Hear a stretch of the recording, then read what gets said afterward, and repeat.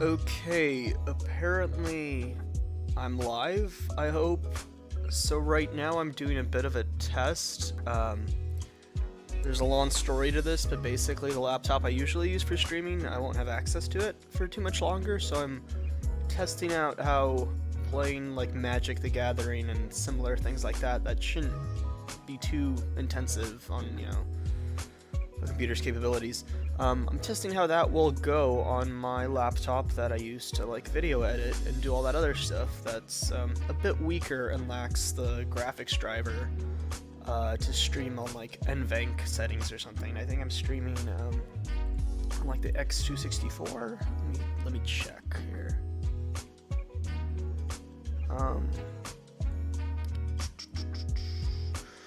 Yeah, I'm using X264, whereas I think I was using NVENC on the other computer. I don't actually remember my stream settings that well.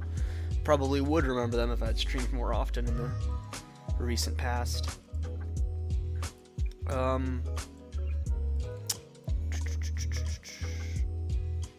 Now, hold on just a sec here. Sorry, we're gonna be warming up.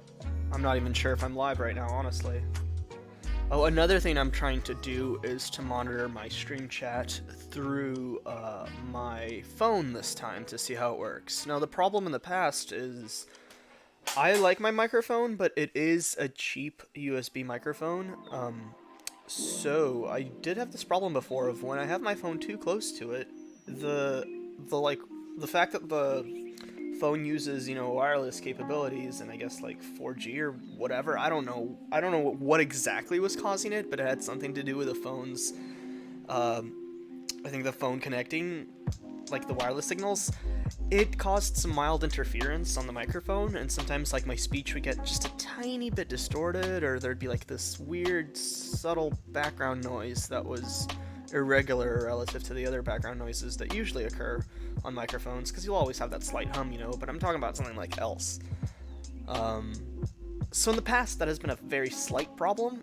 Now, the fact that I'm playing music in the background should cover that up, even if it's happening. Hopefully it's not happening at all, though, because the phone is still, I don't know, I'd say like 5 feet away from the mic, so hopefully that's far enough away that it shouldn't interfere with anything. But yeah, I will be monitoring stream chat on my phone. That being said, I have no idea if anything's working right now, so maybe I should just go to Twitch on my web browser and check it out, because it says everything is live, but, how does one tell? And apparently on my phone, the stream chat window is completely separate from just the viewing window. I don't know if there's a way to like check out Twitch and my own chat at this exact same time. There probably is. I don't know how to do it at the moment because I've literally never used the Twitch app on my phone until today. Now that being said, I'm looking right now at my stream and it seems to be live, so that's good. Now, if there is anybody watching who wants to communicate with me in the chat to let me know everything is okay and the audio levels are acceptable, please hit me with something, like a thumbs up. Cause, yeah, I would need help to figure out if the audio levels are good or not. This is the first time I've been using this computer to stream, since back when I first started Bloodborne, way back when, and, back when I started playing Bloodborne and trying to use this laptop to stream, it like lagged the hell out and was super like choppy and staggered and terrible. But that was mostly because I think of remote play, plus it was on Wi-Fi and like, yeah, it basically there should not be lag with Magic Arena if everything is working appropriately. Let me just real quick like click some stuff and let me go back to Twitch. See if it's updating.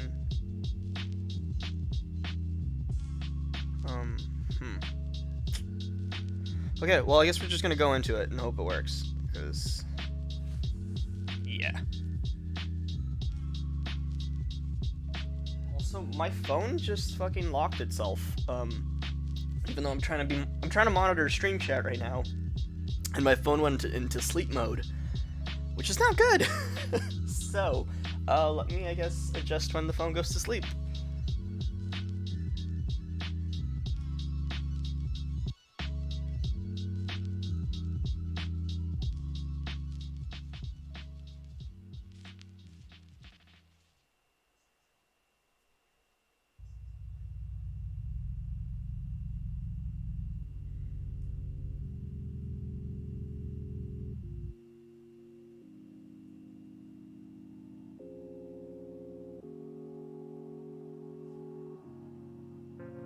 Okay.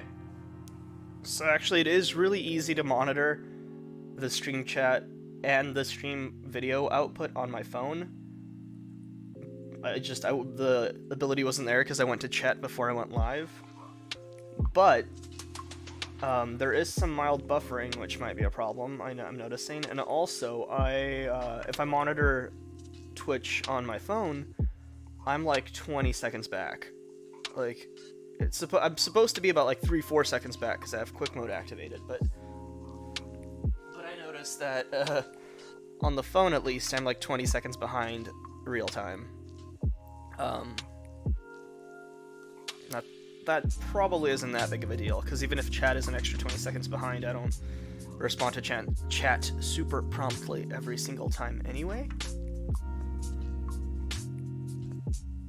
So that shouldn't be a big deal as long as everything is working hunky-dory otherwise, which I think it is. Psychic Crow, hello. Can you please let me know if the audio levels are okay, if the background music is there, but, you know, quiet enough? Or if it's too loud or too quiet, let me know. Very Important X, hello, welcome to the chat as well. Please let me know if there's any audio issues, as I've been telling everybody else. Let me know if there's any like hiccuping or stuttering or anything awkward that's not the norm, because I'm using a new laptop to stream that's worse than the old one. Okay, and now let me just go ahead and post an update that I'm live on on Twitter, and then we're gonna go ahead and just play some Magic the Gathering, and talk about random stuff, or if anybody wants to bring up a topic of conversation, by all means feel free to, and I will talk about that to the best of my ability. But the gist of today was mostly to just test out using my laptop to stream not highly intensive games and see if they run okay and if everything sounds fine.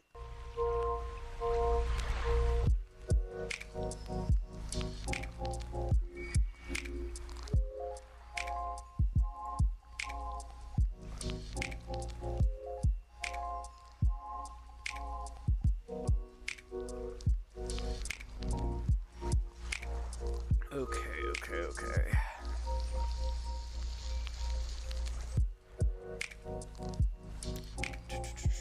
I gotta say, it's really awkward trying to stream for the first time with a new setup.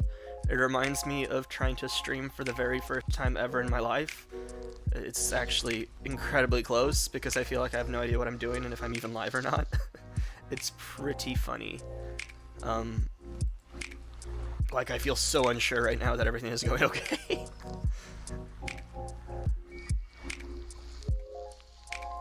Okay. Going to Twitter right now.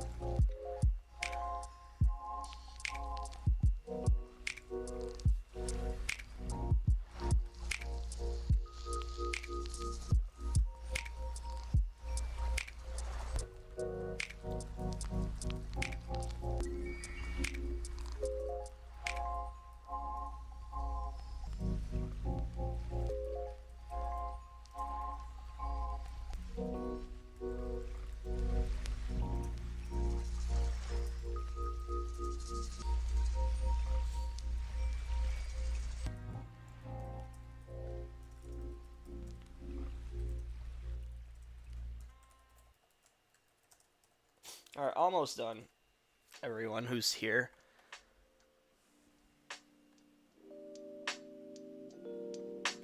Alright, Psychic Crow and Very Important X, you guys are in the chat and you're talking to each other. Can you just let me know that you can hear me and that I sound acceptable audio levels wise, please?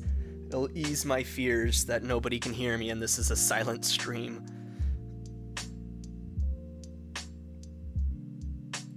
I mean, OBS is saying that yes, my voice is in fact being recorded. So theoretically there shouldn't be any issues, but I don't trust OBS because it has lied to me before.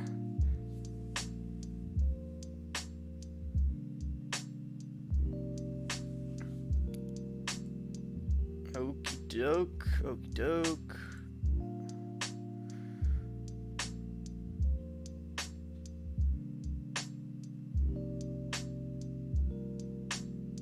Let me make sure my tweet... Man, my internet is going very slow. Hold on. I'm starting to wonder if there's any issues because my internet is going at a glacial pace. Here we go. Alright, I think we're good. I think we're good.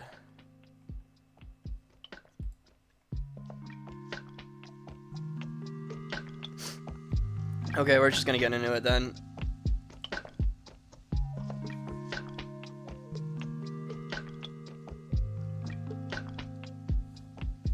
Alright, if something's not working, hopefully somebody tells me.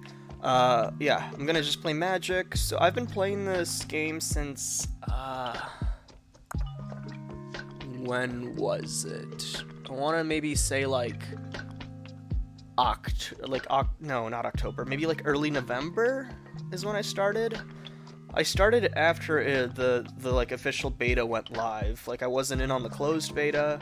I wasn't playing it immediately when it went live to anyone as an open beta, but I did start fairly soon, and I actually really like what they've done with this game. Now my complaint is almost like, my complaint does not matter to me, because my biggest complaint about this game is simply that the in-game money, or sorry, rather, the currency used that's equivalent to your real money, gems, or whatever they call it in this, gems, yes. It is way too expensive. Like, what is it, like 20,000 gems for $100? That is extremely goddamn expensive. Now, that being said, I'm the type of person who plays free-to-play anyway, so I don't think I would be buying any of this even if it was cheaper. So my one complaint is the game's expensive if you want to spend real money on it, but to those who don't want to spend real money on it even if it was cheaper, why does it matter, right? So it's kind of a weird complaint to have, I guess. I did buy the welcome bundle because I actually wanted to mildly show my support for this, because I actually do think like they're doing a much better job than Hearthstone at having like a free-to-play ecosystem where you can actually acquire the cards.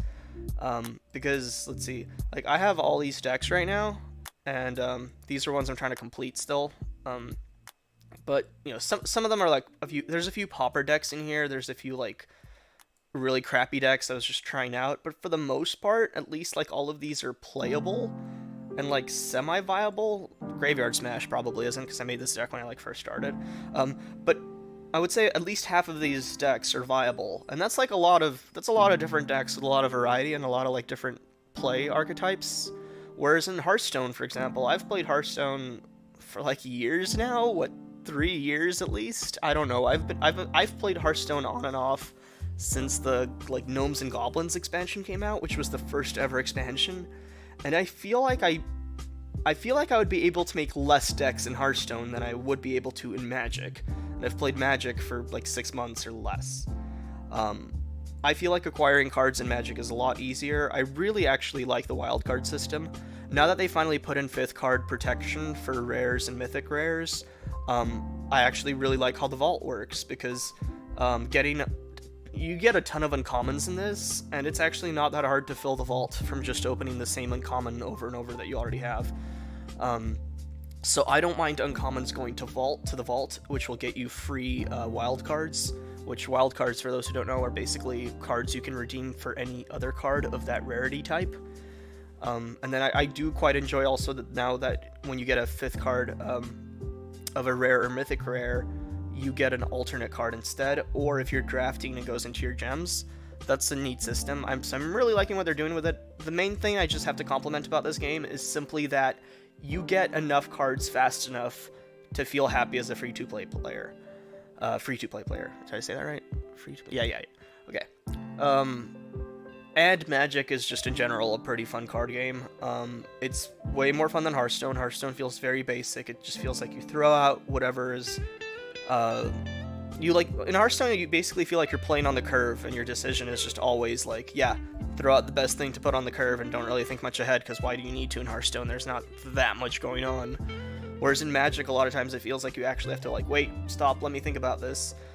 Some decks more so than others, but still, it's way more depth and way more fun and way more varied than Hearthstone. Pokemon is a different beast. I don't know how to compare this to Pokemon, because the Pokemon game just plays so fundamentally different that I feel like they're in different categories. My problem with Pokemon is after I play too much Pokemon in a row, I get really bored at how long each game takes to set up before the action actually gets going.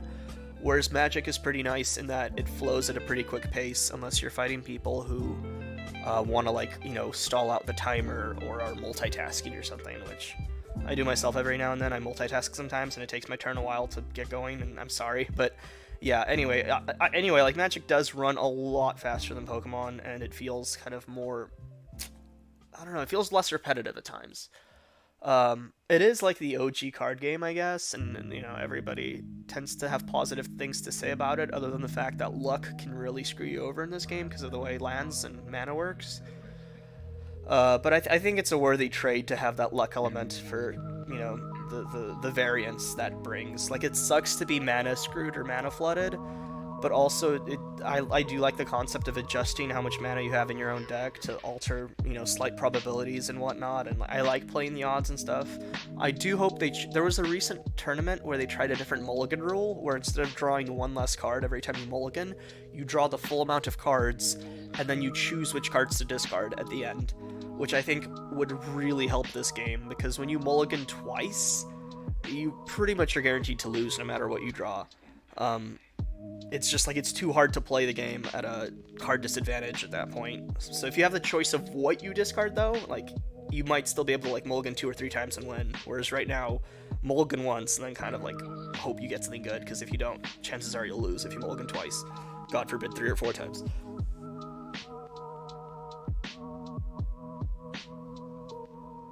Okay. And then chat apparently can't hear what I'm saying, so that's good. I finally got confirmation from chat that, yes, my voice is being picked up. So that is great. Anyway, I'm getting just some preamble out of the way. I haven't started playing yet, I'm sorry. I'm basically just voicing my thoughts on this game as a whole right now. And my thoughts are, it's really good. If you enjoy card games, get it.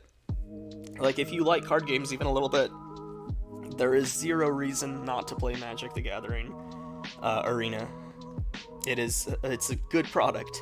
Hopefully it'll be even better when they finally take away that little beta notice, you know, because it's still technically in beta stage, even though that means very little nowadays. The game is pretty much done, but I'm sure until, like, everything is 100% finalized, they're going to keep that beta tag. You know what? They might take away the beta tag to this game when it goes on mobile phones, and I really hope it goes mobile. Like, I really want to play this game on my phone on the go. That would be great. Alright, so let's talk about the deck I'll be using. I think right now I'm in the middle of a constructed run. Okay, so here's my hope, right? This is my, like, I think you get, like, about, you know, 750 or whatever from your daily stuff. You get about 750, I'm gonna get 750 for my one quest. I need 5,000 to play ranked, and I really want to play ranked before I quit streaming today. However, I don't think it might not happen, because the problem is I would need to play the constructed event and either break even or get more money than I put into it, you know, to play. I think like 2 or 3 times in order to be able to get to that 5,000 number. So it might not happen. But yeah, we'll try to do that. If not, we'll just play with the vampire deck or with some pirate decks. Now, the vampire deck that I'm using is okay.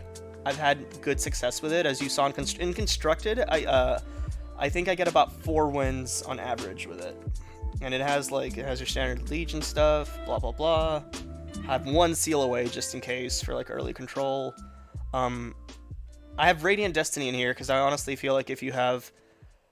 so the thing that's kind of boring about mono-type decks, and like if you're going for like Vampire, Pirate, Dinosaur, what have you, the thing that I do find a little bit boring about it is there's like always 2 cards you need to include, which is in my opinion 2 Vanquisher's Banner, which your creatures of a certain type get +1/+1. When you cast them, you draw a card.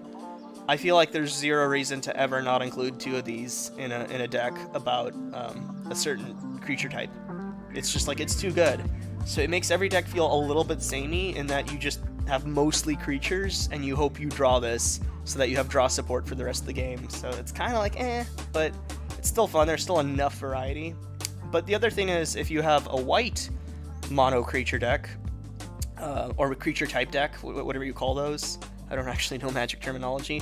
Radiant Destiny I also feel is really, really good because you also give everything +1/+1 and perhaps even Vigilance late into the game. So like anytime I have decks centering around one creature type, those 3 cards will always be there if white is splashed. If white is not splashed, then it's just the 2 Vanquisher's Banners. So let's see. I guess the thing about vampires in this game is most of the time your like early stuff will look pretty similar. Your low cost vampires are usually pretty much going to be the same in most decks. Like everybody will recommend 4 Dusk Legion Zealots for draw support. Everybody will have 4 of these guys because why would you not have the card that gives everything +1/+1? Everybody will probably have 2 to 4 of the Sky Marchers. I mean, your mileage may vary on these, but I do think a 2-1-for-1 with flying is very good both early in the game for getting some quick damage in, but also late game being able to play something that hits for 2 with flying and draw a card. Technically it'll be a 3-2 at that point. Like late game, Sky Marchers are amazing. I only have 2 Legions Landing because I only have let's see, I only have 2 first of all. But also, if you have more than one, if you draw multiples, it's kind of not necessary. So I feel like even if I had more than 2 of these, I would still keep it at just 2 in this deck. I used to have more Adanto Vanguards. Basically, this card, you can keep it from being destroyed by paying 4 life. Now, the problem with Adanto Vanguard is you do need a deck that gets you more life, like a life gain deck, if you are going to use these willy-nilly. And what I found is when I was playing with 2 of these, I didn't have enough other cards that like gained me life.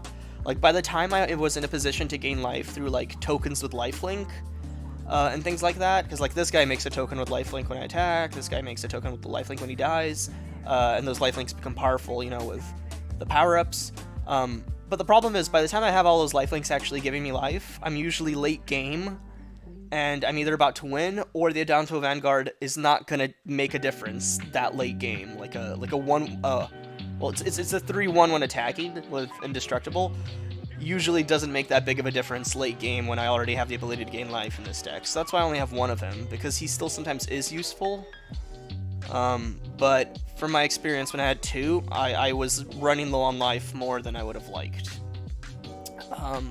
So I guess around the 4 cost, the cards that cost 4 mana, that's when I think vampire decks start to kind of differentiate themselves. Like I've faced other vampire decks that are kind of different from mine as soon as we get to the 4 cost cards. So I have Bishop of Binding because it's a vampire that's cool. I don't actually think it's that good because it's too easy to get rid of a 1 toughness minion. But I do like the idea that this basically serves as like Conclave Tribunal, in which you get to remove an opponent's card from play until its creature is killed. That's just very fun. It's just a fun thing to do.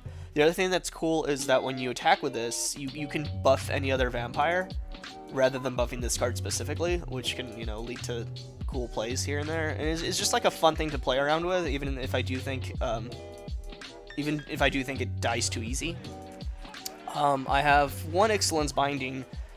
I don't really know why, I just really like the card. I just kind of put it in there because I just really like the ability to seal off a card type. But mostly it's just there as like a removal thing. I have 1 Settle the Wreckage, just in case I'm fighting a player with a ton of tokens or like a white-green deck or something like that. Sanctum Seeker, I only have one of these, I believe. If I had two, I might consider putting in another one, though, because this guy cleans up. When you have like 5 vampires on board late game, just being able to attack and do 5 damage immediately before even the attack damage is calculated is really awesome. This guy has helped me out a lot, but that being said, I don't even know what I would take out to put in a second one. Maybe I would take out a Twilight Prophet, because Twilight Prophet, I have 2 of these again, because this deck does put a lot of minions out.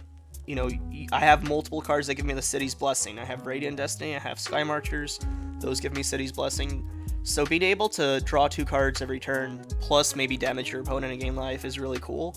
The problem is a lot of times you play this card and you don't actually have the City's Blessing and you don't get the benefit until a few turns later. And a few turns later, it's probably going to be removed.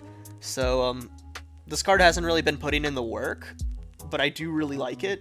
However, I might take one out and put in an extra Sanctum Seeker if I ever get a second Sanctum Seeker. I have 2 Vraska's Contempt, and that's mostly to kill Planeswalkers, because I have no other way to do it other than Ixalan's Binding, I think. Yeah. So that's mostly to like take care of Planeswalkers or to just exile things that are indestructible or whatnot. I have 1 Aledna of the Dusk Rose, and her thing is she makes a bunch of tokens when she dies equal to her power. So if you have a bunch of cards powering her up, like Legion Lieutenant and whatnot, you know, she can easily become like a 4/4 on the board before her ability activates even, which is when a creature dies, she gets +1/+1. So it's really cool to get her to like +6, have her die, and then have like a bunch of like 3/3 vampire tokens with lifelink or something like that, which has happened. The problem is a lot of times she does not put in much work until you have her on the board for a while, and from my experience, having 2 of her just did not, like, the payoff for putting her down and paying 4 mana, which is quite an investment, just wasn't worth it. So I don't want 2 of her anymore. I think 1 is good enough. Champion of Dusk, I also have only 1 of. He's really cool. You get to draw a bunch of cards. The problem is, even with just 1 in my deck, there's been situations where if I play him, I have like 5 vampires or 6 vampires on the field, and I would hurt myself to the point that I would die next turn. So there has literally been games where I cannot play him lest I kill myself. And the other thing is, if you get Vanquisher's Banner, you don't even need him at all. He becomes completely obsolete if I can get a Vanquisher's Banner down, and my opponent doesn't remove it. So he's really cool at times. You can draw a ton of cards for, you know, paying a little bit of life, but there's been other times where I'm like, I really don't need you, so I think I'm content with having just 1 of him again. Vona I got recently, and I haven't really had much time to play around with this card and see if it's worth it or not. I do like the fact that it has lifelink. I do like the fact that I can remove anything by paying 7 life and tapping it, but it does cost 5. And like I said, I got it very recently. I don't know if it's good or not enough to keep in the deck, but I do like it. So I think I'll keep it just for the sake of having these like unique vampires in here. Same for the Haunt of Hightower. He's very high cost. But he is flying, and I think my only flying cards are these 4, no, actually, I have Skymarcher Aspirant, and I have Twilight Prophets that all have flying. So you know what, the flying he provides isn't really a big deal. His whole sell is that whenever he attacks, the opponent discards a card. So that's really cool late game if you just need your opponent... If you need to remove your opponent's ability to have options to counter you, I feel like he's a pretty cool card. But I feel like he's cooler in concept than execution, because a lot of times I feel like I don't actually get to use him that much. But having lifelink is also nice. Like I do have some cards with lifelink, so I feel really bad that I have just one Adamto Vanguard in here. But like, I never get to use the Adamto Vanguard when I actually have lifelink cards on the board, so it's like so weird to me that like I want 2 of him. I have an extra one, but like it's just it didn't work out that well. But anyway, this is another card I might replace if I find something better. But I do really like the ability of powering itself up while the opponent discards cards every time I attack. I am a fan of that. And then I think I have 22 mana, because 23 actually. My average is about 3 in mana cost, and then my peaks are at 4 and 2. So I don't think 24 is necessary though, because you know I have very few things. I have only one 6 cost card, and then everything else is 5 and below. So I don't think 24 mana is necessary, but yeah, it's something to consider, I guess. Like, I think 23 works. And that's my vampire deck. I guess that's what we'll play with for now.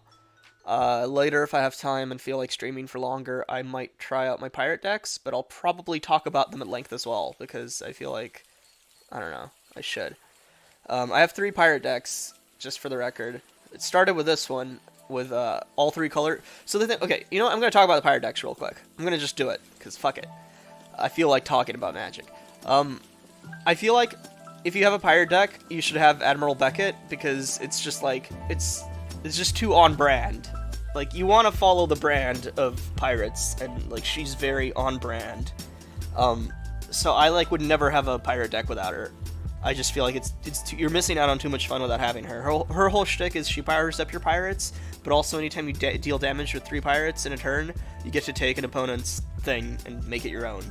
A non-land permanent. You can take anything. So that's really cool. It's really funny and fun when it works. So yeah, basically every pirate deck I have will have that card. This is the first one. This is the first pirate deck I like futzed around with. I don't think it's really good right now. It really needs to be altered. I haven't used this one in forever, but I was using all 3 colors, so blue, black, and red. Now, what I did was I changed it up so it was just either blue-black or it was just red-blue, I believe. Let's see, where is it? Yeah.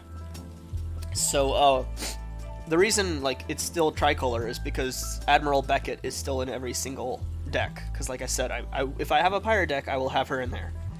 But every single other card is either blue or black. There's no other red cards in here except her. And you can cast her with Unclaimed Territory pretty easily. Now, these decks have worked a lot better than the tricolor, but like I said, I might need to adjust the tricolor. This one kind of like isn't that good in my opinion. The whole deal of this was to have unblockables. So you have like, 4 Departed Deckhands, and I have 4 Stormfleet Sprinters. So the whole point of this deck was literally to just get a bunch of cards you can't block and power them up with like Fell Flagship and Vanquishers and whatnot, and then just basically kill your opponent with direct damage that they're incapable of blocking. That was the goal. And it kind of works. It works okay.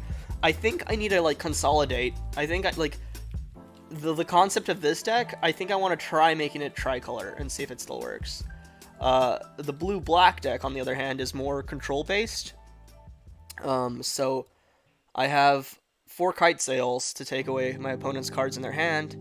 I have like Direfleet Poisoner to do like sudden death touch blocks and whatnot. I have Deadeye Tormentor for discarding. I think I have 1 Heartless Pillage for discarding. It's just supposed to fuck up your opponent, basically. And then I have, of course, Hostage Takers in this deck, which I get to take my opponent's creature and then cast it as long as they don't kill this creature before I cast their creature. And then I have 2. I wanted more Siren's Ruses in here, which it's pretty cool. You get to exile a pirate, then return it, and then draw a card if it's a pirate. So the cool thing about this is, like, say I want to block with a pirate, but that pirate will die. I can use this card. That pirate no longer dies. I draw a card. I can also use it if somebody tries to kill a pirate. That pirate is not dead. I draw a card. It's basically like a counter in that sense. But also, if I use it on, say, Hostage Taker, I get to trigger Hostage Taker's effect again, because it re-enters the field. So that's really cool in my opinion. If I use it on anything with Raid, when it enters the battlefield, if I use it after attacking, the Raid will re-trigger. So that's kind of cool. Get to draw a card, re-trigger an ability, or I get to basically counter a removal spell. Like, that's pretty neat. It's neat stuff. I like it. The problem is I had like 4 of these or 3 of these in here at one point, and I just wasn't using them that often, and it kind of took up too much space. So I just canceled that idea. Now, the one thing about the tricolor pirate deck is that you do, like, because your mana is so kind of like spread around with 3 colors, I found that if I have a tricolor deck, I really can't have like that many Curious Obsessions or Siren's Ruses or Lookout Dispersals, because there's a chance I won't have the appropriate mana. So that's the whole reason I kind of split into 2 color decks from a 3 color deck. original is because I wanted more non-creature spells to play around with. But I might try, like I said, I might try revising that tricolor deck to make it work better. I think I can do it. Here's the thing about the tricolor deck that I want to do is the whole thing is Pirate's Attack is about direct attacking, right? Now the problem with this is that I have Fell Flagship to power him up, I have Admiral Beckett to power him up, and Vanquisher's Banner, but I think those are the only cards I have that give like extra attack power. In a tricolor deck, on the other hand, I have in a tricolor deck you have this red-black pirate. What is it? Direfleet Neckbreaker. It's very expensive for what it does. Like 4 for a 3/2 is really expensive, but the effect is really good when you have unblockable cards. Like when you have, let's say you have one Stormfleet Sprinter and like one Departed Deckhand, and then like a Vanquisher's Banner. So that already makes them like 3. That's already attacking for 10 damage that they can't block in a single turn with just 3 creatures on the board. So that's like really good. Like this card is really good if you're attacking with things that can't be blocked. The problem is as soon as I splash this into any of my pirate decks, I basically cannot. I can no longer have like non-creature spells basically, or I can have them. It's just that the chance that I get to cast them becomes pretty low. So yeah, that's kind of the trade-off. That's the like, what do I want out of this deck kind of trade-off that I'm dealing with right now. And I'm gonna try to futz around with it and see what I want and figure it out later. But I do think I want to revamp this tricolor deck to be more viable than it currently is. And then one more thing before I actually start playing is that... Oh, I have a lot of... So I got like 3 copies of this card recently, and I crafted a 4th, Path of Metal. It's not that great, but I just really, really think it's fun. Like, the deck is okay. It's semi-viable. It's not as good as my Vampire and my Pirate deck, but I just really think Path of Metal is a fun card, and therefore I just very much so enjoy playing this deck. So basically what it is if you attack with 2 creatures that have, like, First Strike or Vigilance or anything like that, you get to transform it, and you get to either do 2 damage a turn for 2 mana, or you get to kill an opponent's creature that attacked this turn at random, before that creature does damage, which is really cool. It's a cool ability.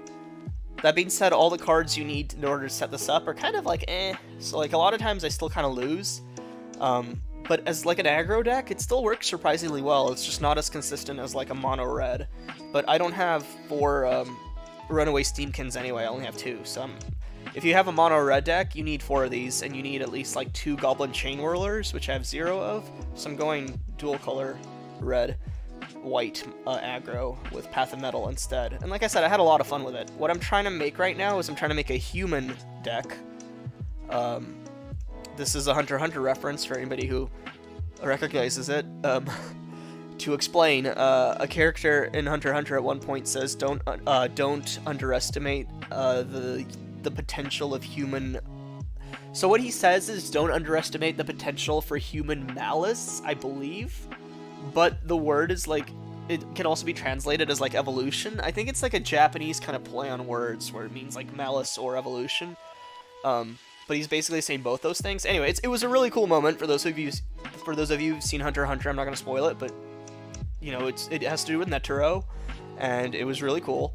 I'm sure you can appreciate the reference if you've seen the series, and if you can't, it's just dumb, but it's cool if you've seen Hunter x Hunter, trust me. But anyway, this is going to be a tricolor human deck. Yeah, so black, white, blue... No, hold the phone. It is not tricolor, it is 4 colors. So this might not work, because I'm really spreading my resources out thin, but we'll give it a go. So how I'm planning to make it work, despite the fact that it has 4 colors, is that I will have 4 Unclaimed Territory, which you can cast anything with it, as long as it's the same creature type as you declared. Or you can use it as any mana, rather, I'm saying. And then I'll have also 4 Evolving Wilds, which I can search for a basic land card and put it into the battlefield. So that's 8 lands right there that fundamentally act as me being able to get any color out of them. I also have absolutely 0 1-drops, which might be a problem, but that allows me to like use Evolving Wilds on my first turn, and it doesn't matter that it enters tapped, right? I also have a lot of the like enters tapped unless you control, or pay 2 life and then enters tapped. Like I have a lot of options on turn 1. I should be able to play something that enters the battlefield tapped, then play something turn 2. I feel like this should work out, because like look at all these fucking colors, right? I feel like this should work, but I won't know until I actually get the other cards I need to craft this deck and try it out. I still need one more Swiftblade Vindicator.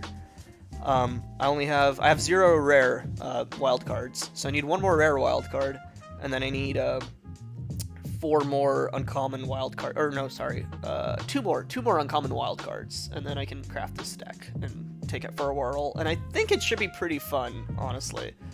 I think it should be pretty fun. A slight alternative to this deck, which is very similar because it still has to do with humans, is a First Strike focus deck. So this still has Vanquisher's Banner, I think? Yeah, because it's still all humans. But it has, it's only dual color instead of 4 color, instead of quad color. And this deck is mostly about, it's going to be just about equipping this Vindicator with as many equipments as I can to make it ridiculous, because it has double strike. The other thing, though, is if I equip other characters with, like, the Blades and the Sentinel's Mark or what have you, all of these guys have First Strike, except Mentor the Meek. Mentor the Meek is there for draw support. I might take him out, I'm not sure yet. But he's just there for draw support if I need it. Like I said, might take him out later. But everybody else has First Strike. Like, literally everybody else has First Strike. And then I have this, except this card, but this card gets First Strike if... Anyway, let's just say fundamentally everybody has First Strike, or has the potential to get First Strike, because he has a pay 2, get First Strike. And then I have Quende, which turns all my First Strikes into double strikes. So the goal here is literally to just have really powerful creatures that I buff up with, like, Forebearer's Blade, and, you know, I might take this out and put another Forebearer's Blade, but, you know, I just have equipments that I, Black Blade Reforged. This thing can give you, like, +5/+5, you know, mid-game, and, giving +5/+5 to Swiftblade, that's really, really ridiculous. On top of that, I have Path of Metal, of course. It's still a Path of Metal deck. So Path of Metal should still be there to keep my opponents from attacking willy-nilly, because they can get destroyed every time they attack.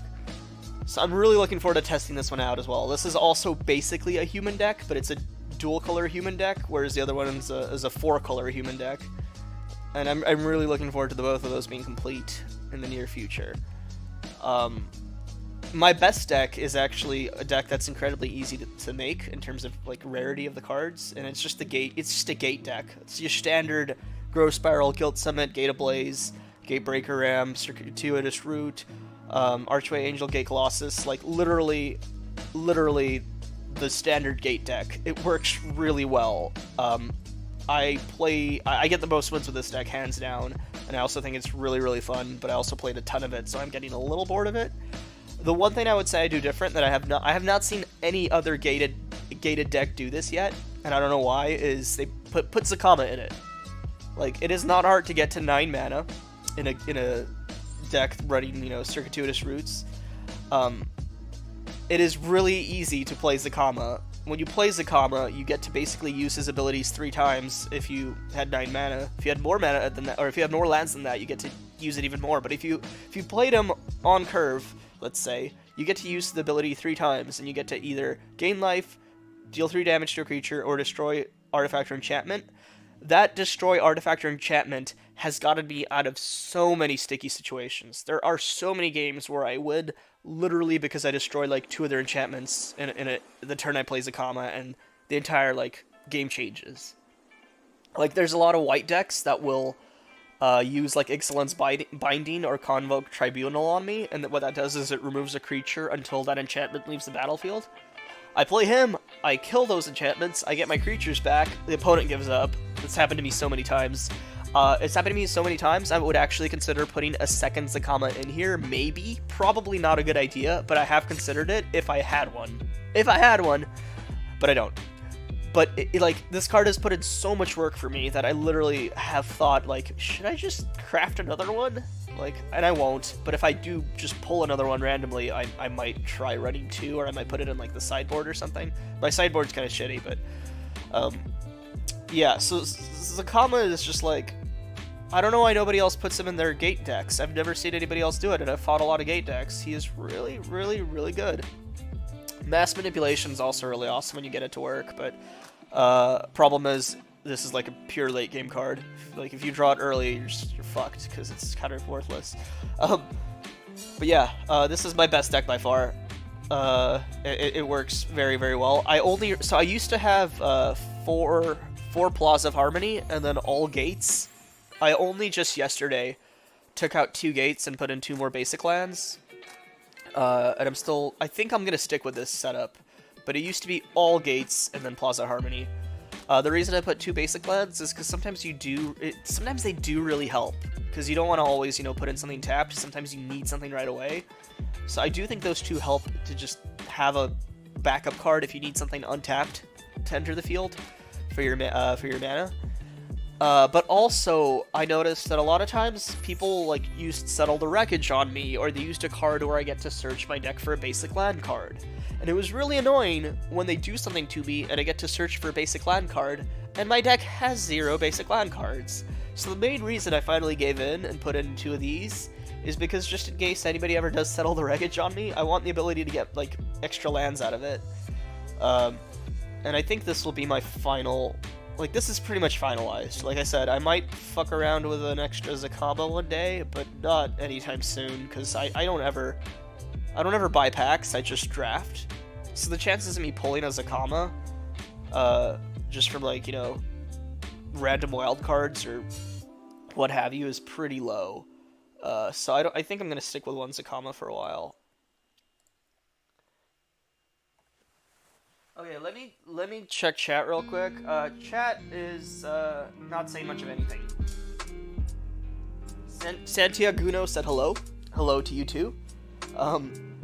Yeah. But yeah, chat's not communicating with me too much, so I don't feel bad about rambling on and on and on and on and not reading chat. Normally I feel worse, but you guys haven't given me much to talk about, so I guess it's fine.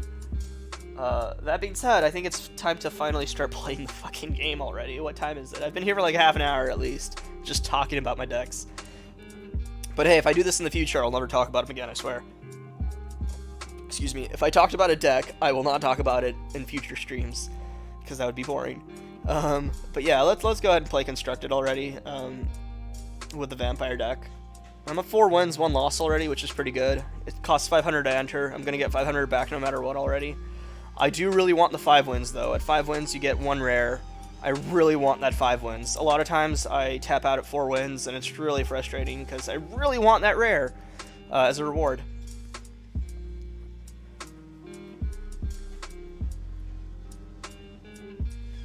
Now, I am monitoring Twitch on my phone, and it looks like it's running fine.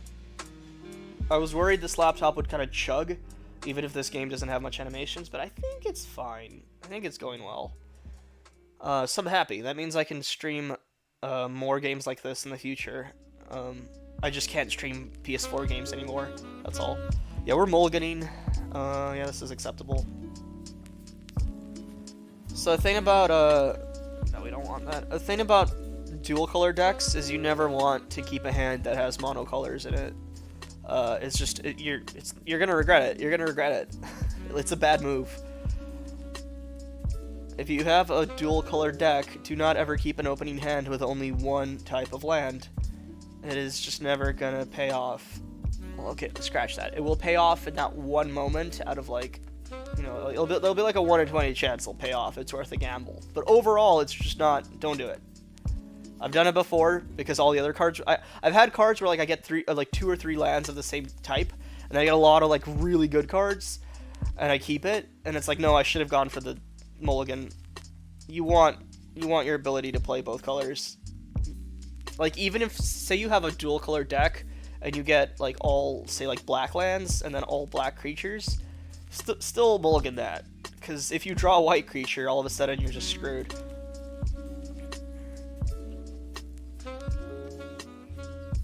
Hey, I caught fire once. Nice to see you. You always drop by, at least for a little. I'm amazed at your like due diligence and like just ability to show up whenever I stream. I don't know how you do it. Thank you, I much appreciate it. If that creature would die, yeah, we are going to go ahead and indestructible this. Yeah, I don't want it to die. Also, I already have a life link anyway. Cool. Yeah, I think they're kind of fucked. I think they're running a Drake deck.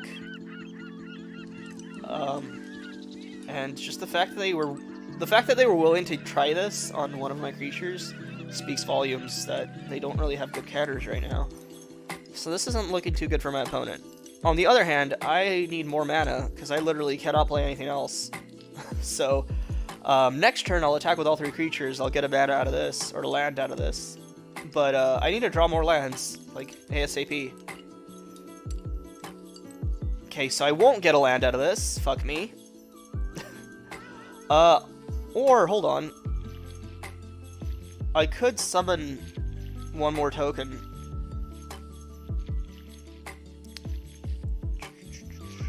I think I'll go ahead and summon one more token. Because I really want to transform this as soon as possible. And we'll keep the new... it doesn't matter who I keep, I just need the token. So it's legendary, so you can only have one at a time. My worry is if he removes this, I wasted that one already, and I won't get this to transform ever again. But I need that extra mana really bad, so I really need to transform this at all costs. Hopefully I won't regret the decision to toss this one away to get a token. Most likely he'll just like zap one of these guys though, and I still won't be able to transform it, which will suck. Or worse, he will gain control of my creature. Or worse. It's still fine though. I just need one more mana. Alright, there we go. I'm gonna save the Ixalan's Binding for now. If he doesn't counter, if I get one more land and he doesn't counter Champion of Dusk, I'm set. If he counters Champion of Dusk, I think I lost actually, because he has so many cards in his hand right now. I can Ixalan Binding that though, so that's good. We're gonna just, yeah, go ahead and use Binding on that.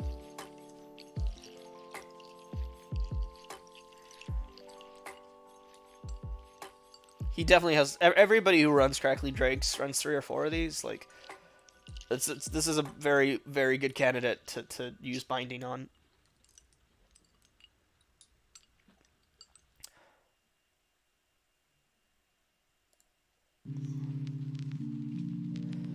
Oh, I should talk about life changes maybe as well, because I will be moving back to Hawaii because I miss Hawaii way too much in the near future, so hopefully within the next 2 months, but it might take longer. So that'll be really cool. And I'm hoping to maybe try to live stream some hikes that I do. So I'll be IRL live streaming for hikes. I hope it works out. The problem is, of course, maybe the internet will suck too much and the connection will be too shitty to actually stream that. But the hope is that I will be able to stream some hiking. So look forward to that in a few months. I also do think going to Hawaii will help me work a bit more because I won't be miserable, because I currently am very miserable where I live right now. So that's the big Patreon update I posted, was like, I'll be moving soon, I'll be relocating. Going back to the place that I generally had the most fun living in my whole life, Oahu.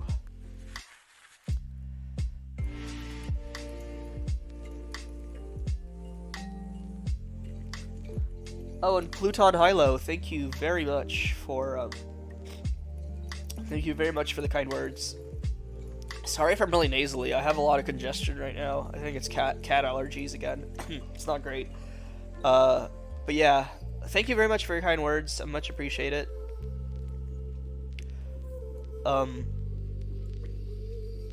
Yeah, more Adventure Time videos will be on the way. Trust me, it's just a matter of when. I've been saying this quite a bit. It's a matter of when. I will be back to YouTube. I will make more Adventure Time videos, for sure. It's just I need some time, because I'm a fucking mental health mess at the moment, and no medications have helped me. I think I've tried 3 or 4 antidepressants so far. Sometimes they work for like a month or 2 to take away the sadness, but then they stop. And the way I've been able to tell that they have stopped working thus far has been that, basically I stopped using them because I feel like they stopped working. And when you just go cold turkey on antidepressants, that's usually not good. Usually there's some mild side effects, at least mild, if not more severe, associated with just dropping your antidepressants cold turkey. And every time I've dropped an antidepressant cold turkey after I thought it stopped working, I have not noticed anything different whatsoever in my, like, brain chemistry, I guess, and how I feel or how I perceive things. I've noticed zero differences. Yeah, that's why I think, they were not working at all when I dropped them, and it was probably a good idea to drop them. But, yeah, anyway. Hopefully moving back to Hawaii makes my mental health better, because I do enjoy the outdoors, and I enjoy doing things outdoors a lot more than I enjoy staying inside. And in California, where I currently live, I really don't go out much, because I don't really enjoy doing much things around here. So I'm pretty much always just cooped up in the house, being depressed on the sofa, trying to work, and failing, and trying to play video games to distract myself. And it's been a very, like, boring, stagnant spiral of, like, I don't know. It's just been bad. The worst part is, like, when I sit down and I try to work on YouTube videos, or when I try to, like, create anything remotely artistic, for fun or not, or for fun or business, I guess I should say, whether it's YouTube or whether it's just, like, drawing, for my own sake, I just can't do it. Like, I sit there for an hour, and then I just basically break down and give up, and it sucks. So hopefully that doesn't happen.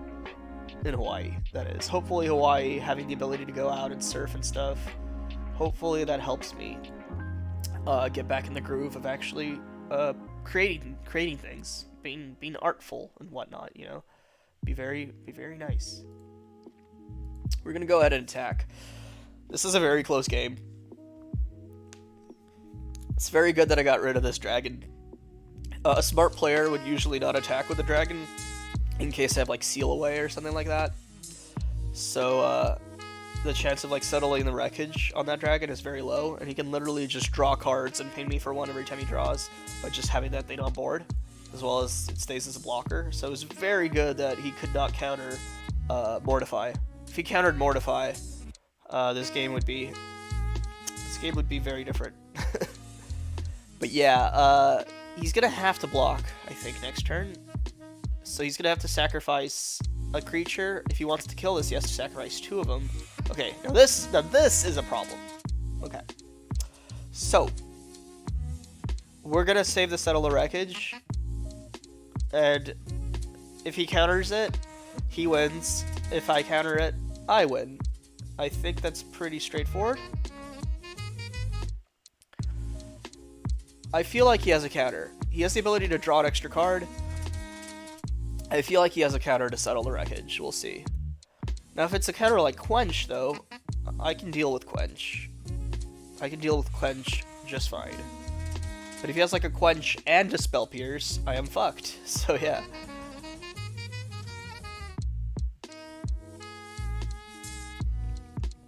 I wish I had, like, 1, 2, 3, 4, 5, 6, 7. Oh, never mind. I need 9 mana to play both of these in one turn, so never mind. Okay, he's attacking with... Interesting how he's attacking with this. It's very, very interesting. Yeah, let's go ahead and settle. He did not have a counter. Well, kiss my grits. He did not have a counter. That's cool. What's he gonna do now? Fuck. Okay, well, that's not good. Oh, that's not good at all. If I don't draw a removal, I'm dead. I am dead. Well, fun game. It was very close.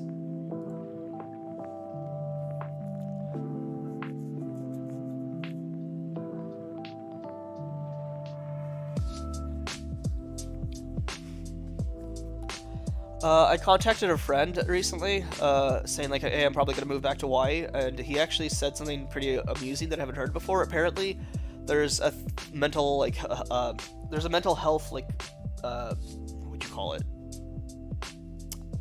Hey, let me just start over. he has also been depressed, and he tried a bunch of antidepressants and stuff, and none of them have worked for him. And he ended up doing this thing where basically they get magnets and like send like electric pulses like through the magnets or something to stimulate a portion of your brain to basically alter your brain chemistry so you stop being depressed. There's some kind of like magnet therapy, I guess, for depression that exists that I've not researched into at all. But he said he said that you have to go like 20 times or something, and like he got his insurance to cover it. But he said it's like the best decision he ever made in his life, and he's like happier than he's ever been after he got magnets pulsed into his brain. So I was like, that's cool, I'll look into it if it's affordable maybe, because it seems amusing. Like, I will give that a shot if I can afford it. Big if, because I don't have health insurance because I'm poor, and I'm not covered under like any family type stuff or anything. But yeah, it's just something to read into for sure in the future for me, is into like alternative mental health therapies like that. Might be an interesting read even if I never do it. But I called it the ICP, the Insane Clown Posse therapy, because magnets, how do they work? They cure depression somehow, apparently. I don't fucking know. But yeah, I refer to it as the ICP therapy. And I will read into it later. Maybe I'll talk about it on stream more if I learn more about it, because I literally know nothing other than what he told me, and he basically told me they shoot magnetized electric pulses into your brain.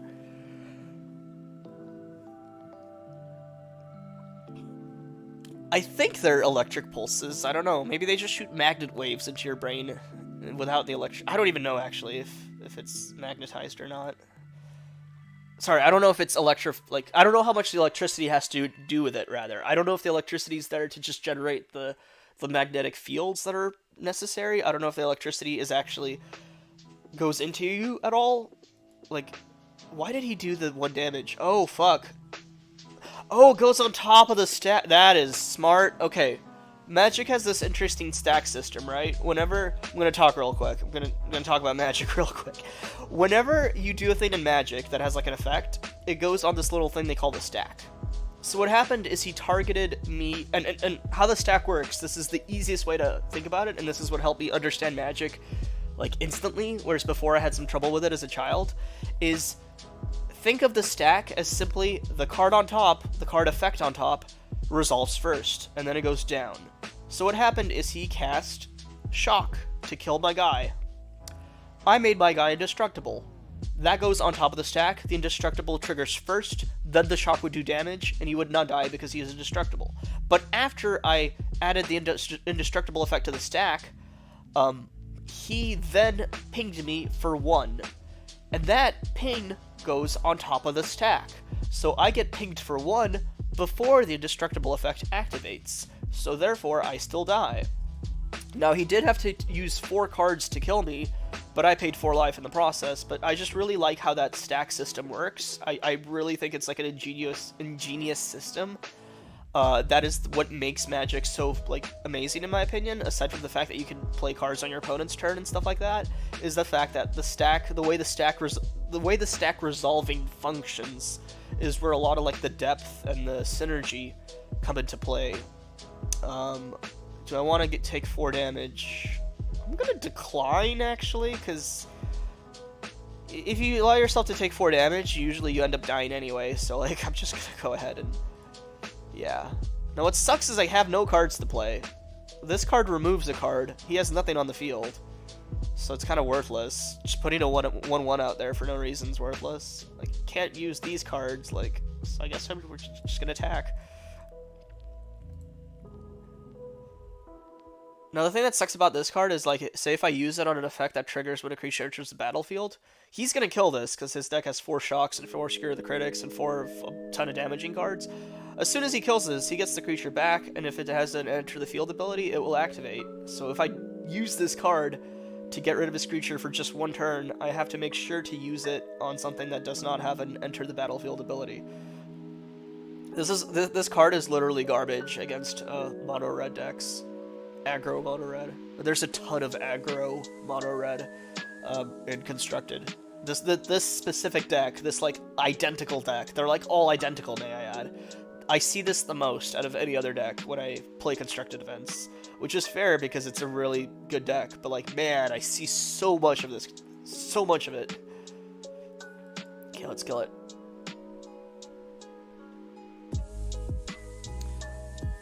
Alright, this is going pretty well, honestly, because he looks like he's out of cards to play. Which shouldn't happen, because he should have a fuck ton of low-cost cards. But apparently, maybe he's like... Maybe he has a fuck ton of mana and just got screwed by luck. I don't know. Usually these types of decks are supposed to put a ton of cards on the field at all times. So it's kind of weirded me out that he's not doing that.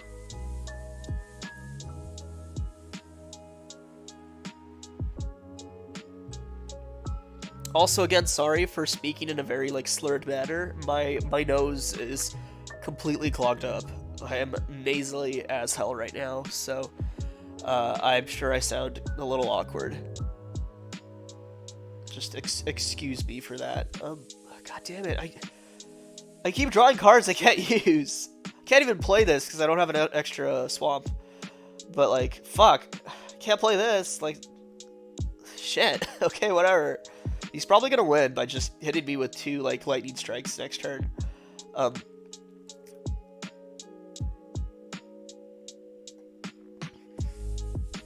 think I only have 2 unclaimed territories in this game. Sorry, in this deck, because I do have a ton of, like, removal spells. And unclaimed territories are pretty much worthless when it comes to non-creature spells.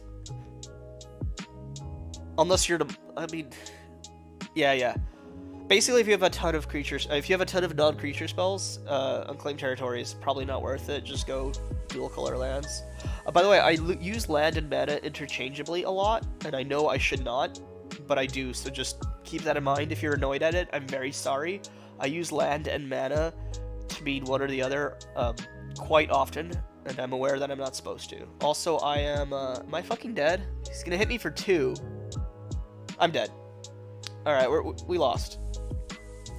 Damn it!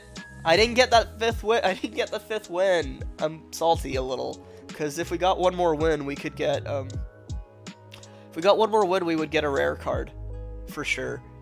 But now we don't. We just get 3 uncommons. I mean, there's a chance I'll get a rare, but it's very small.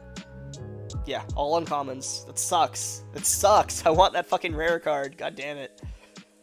I think I have all these already, but either way, they're not that good. Yeah, well, shit. Well, let's try again. I would play with a pirate deck, but the vampire deck is better than either of my pirate decks, so yeah, we're just gonna play with a vampire. And then if I get less than 4 wins, I'll play pirate in, like, ranked or something. It doesn't really matter. Ranked ladders in Magic have this nice thing, and once you get to a tier, you can't go under it again, which I really appreciate, because if you could lose rank, I would just never play rank after hitting gold. I'd hit gold and be done. But yeah, so you start bronze, go to silver, then gold. If you're a gold, you can't drop back down to silver. And I really appreciate that, because as I said, if you could drop back down to silver, once I hit gold, I'd just play unranked for the rest of the month. So they're not, but they'd be stupid to make it so you could drop, because then everybody else would be doing the same thing, and there just wouldn't be as many people ranked. So at least they know what they're doing in regards to that. Like, a good way to keep people playing ranked, even if they are not going to rank up, because their decks aren't good enough, or they're not good enough, you know? A good way to still have people at least play that format so it doesn't become too unpopulated is to simply have, like, hard locks where, like, no, you will never dip below this line, you know?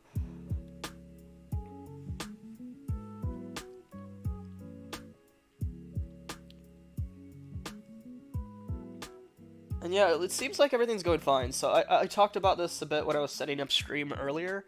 I am using a new laptop to stream, or not new, rather, sorry. I'm using my personal work laptop, which is weaker than the laptop I used to use. A lot weaker. So, like, I can't even do fucking, like, PS4 remote play on it anymore. But this is kind of a test. Like, can I still play games that are not very graphics intensive or GPU intensive or whatever? And it seems like, based off this so far, yes, I can. It seems to still be working just fine, which is good. The other test was that I'm using my phone to monitor Twitch and the chat. And before, having a phone near my microphone would sometimes cause some mild interference and introduce some, like, weird background noise. But I don't think that's happening because I was testing it earlier, and also I think if it was happening, I'm pretty sure the background music I have going would just slightly cover that up anyway. But that's good. Basically, it means when I move to Hawaii again, I will be able to stream like Steam games and like more Magic or whatever, more Pokemon. I will be able to do that. And let's see what I want to do. Yeah, let's do this one. He's gonna kill whatever I put down, so it doesn't matter too much. But yeah, basically it means I will be able to continue streaming from Hawaii when I live in Hawaii without any major repercussions. The only big loss is I will no longer be able to stream PS4 games. But like I said, not really a big deal. But I'm pretty happy about that, because I was worried that this stream would be a horrible, like, stuttering mess or something. And no, it's fine. It's working out okay.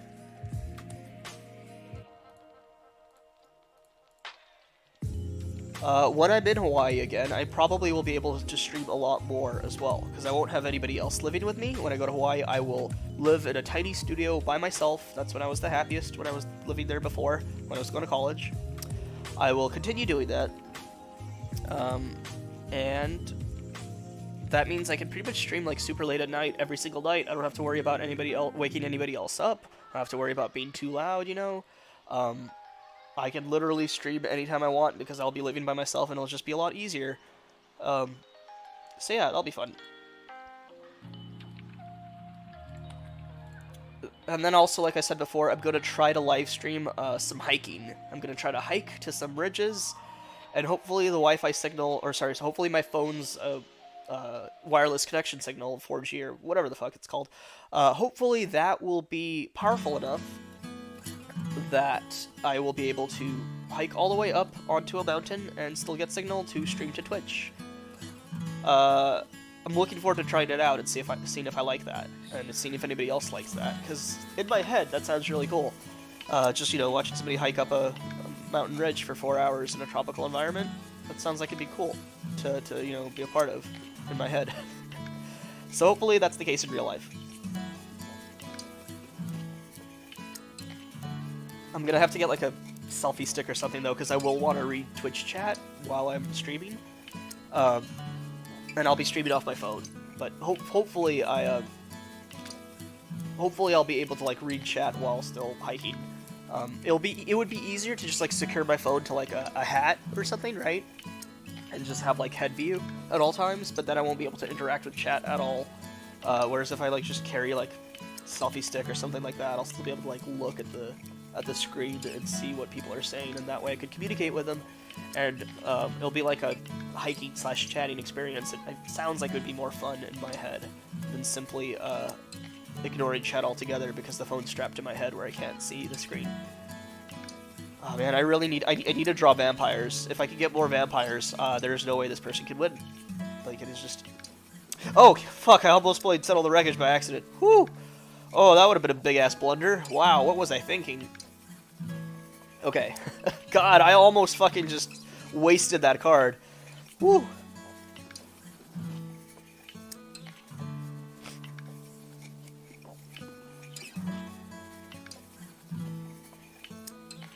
Hold on a sec real quick. I think my volume is too low on the background music. I'm gonna turn it up a bit. Okay. Fuck. I really would have preferred for that not to have happened. It's fine. Alright, well next turn if he attacks with everything I can settle the wreckage. And we have 19 life, so this person is... there's a few cards they can draw that would really help them, but for the most part, I think this person is kind of fucked, honestly. Whoa, I meant to click the graveyard. Let's see. Okay, so there's already a 10th Street Dodger in the graveyard. If I'm gonna Excellent Binding anything, I would probably Excellent Binding the Firebrand. However, I'm just gonna settle the wreckage, because I don't care if I give him more mana. Being limited by mana is never really an issue with mono red aggro. I don't care if I give him 3 lands. I did it again, I called lands mana. I don't care if I give him 3 lands, because it changes fundamentally nothing about this current situation. Yeah, so Oahu is where I'll be living. A lot of the like native endemic birds there are really rare. And in order to see them, you usually have to do like the most intense hikes. Like the highest peak on Oahu does have quite a bit of like honey creepers, but I'm pretty sure the highest peak on Oahu might not have connection anymore. So you might not see that many birds on ridge hikes. However, there are some like hikes near the ocean where there's like a small, you know, ridge next to the ocean, and you might, I hope to get footage of seafaring birds, like ocean migratory birds, like petrels and stuff like that. Petrels, is that right? I think that's right. But anyway, hopefully there's this one hike in particular I'm thinking about, and hopefully I used my timeout by accident. The hike I'm thinking about, hopefully I get some footage of some seafaring migratory birds, because they fly pretty close to this ridge, and sometimes they kind of even nest nearby, or not really nest, but like they kind of they go onto the cliffside and just kind of chill and hang out. They nest in, I think, in other areas, but yeah. Yeah, what is my point? My point is hopefully I do get some footage of some birds at one point, but it would not be on any of the like main hikes I would be doing. It would be on some of the like side hikes near the ocean. Man, I can't speak. I get really annoyed with how how awkwardly I say some things. All I was trying to say is that you most likely will not see birds if I'm doing hikes more inland toward the higher ridges, unless I do like the absolute highest peak on Oahu. You probably won't get any footage of birds because they're going to be too far away and in the trees, and like there won't be many native ones and whatnot. So all I was trying to say is you will see birds if I do hikes near the ocean. That's all I was trying to say. It took me fucking forever. I can't speak. I'm getting frustrated myself for my inability to speak properly. Also, I'm really nasally, so I hate talking when my nasal passages are clogged. And I'm very frustrated at myself right now because I have to talk a lot because I'm streaming, but my nose is clogged to hell, and it's not a fun time. It's not a fun time, people. I'm not having fun right now. I mean, I kind of am, but like, God, I wish my nose wasn't backed up.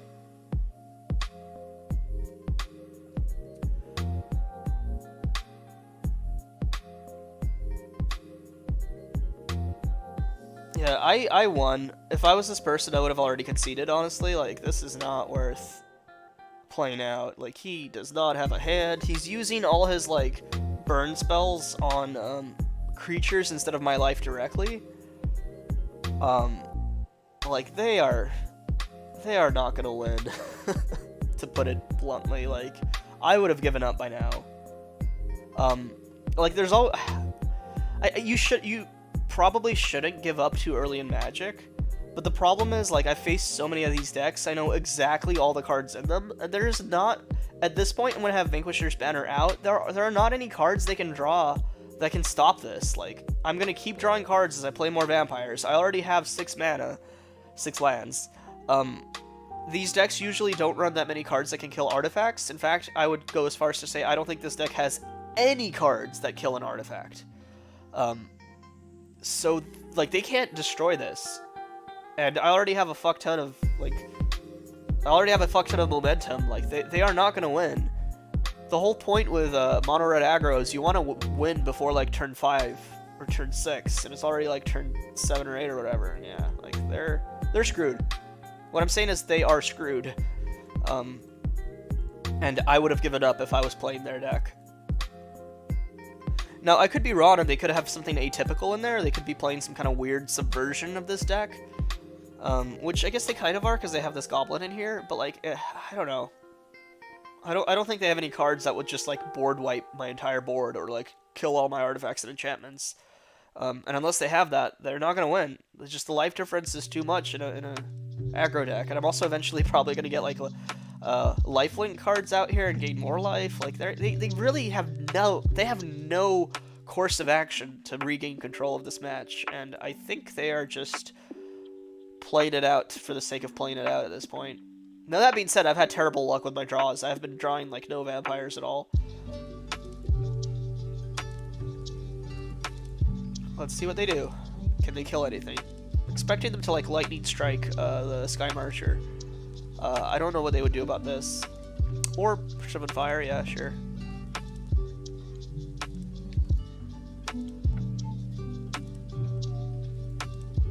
Like, as soon as I draw another vampire, I'm gonna draw another card, and that could be another vampire. Like, there's no point in waiting this long.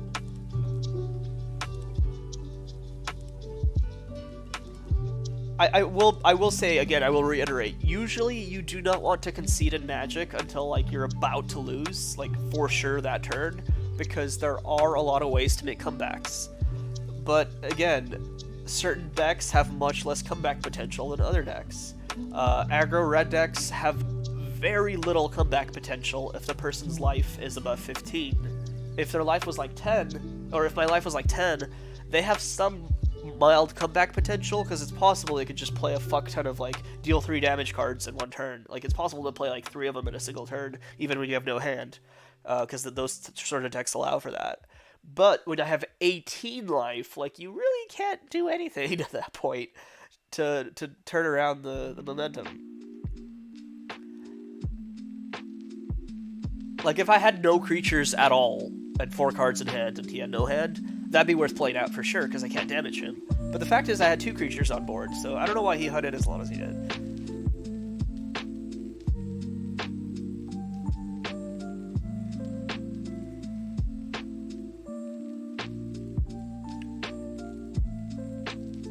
But yeah, so as a heads up about my moving plans, by the end of the month, this month, I will be going to live with my mom temporarily while looking for a studio in Hawaii. So I'll be going to a different state to, I guess, we'll also see my mom, because I haven't seen my mom in 2 years.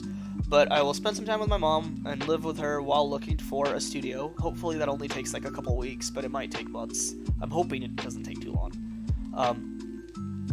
But yeah, I will be doing that until I find a studio in Hawaii, and then I will promptly move as soon as I can secure it. Securing it from out of state will be a little hard, but fingers crossed. This is a terrible hand. It was a good hand when I still had the lieutenant, but now that I don't, this is kind of a shitty hand, I gotta say. Also, I need another swamp to play him, and I don't have it, so like fuck me. But yeah, that's just the roadmap basically. End of the month, I will be living with my mom. And then at, I don't know, I want to say hopefully by the end of April, I'll be in Hawaii.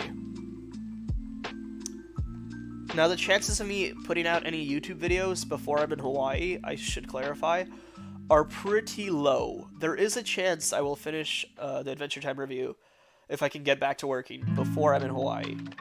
But the chance of that happening is not as high as the chance of vice versa. Probability is greater that I finish the Adventure Time review after I'm in Hawaii.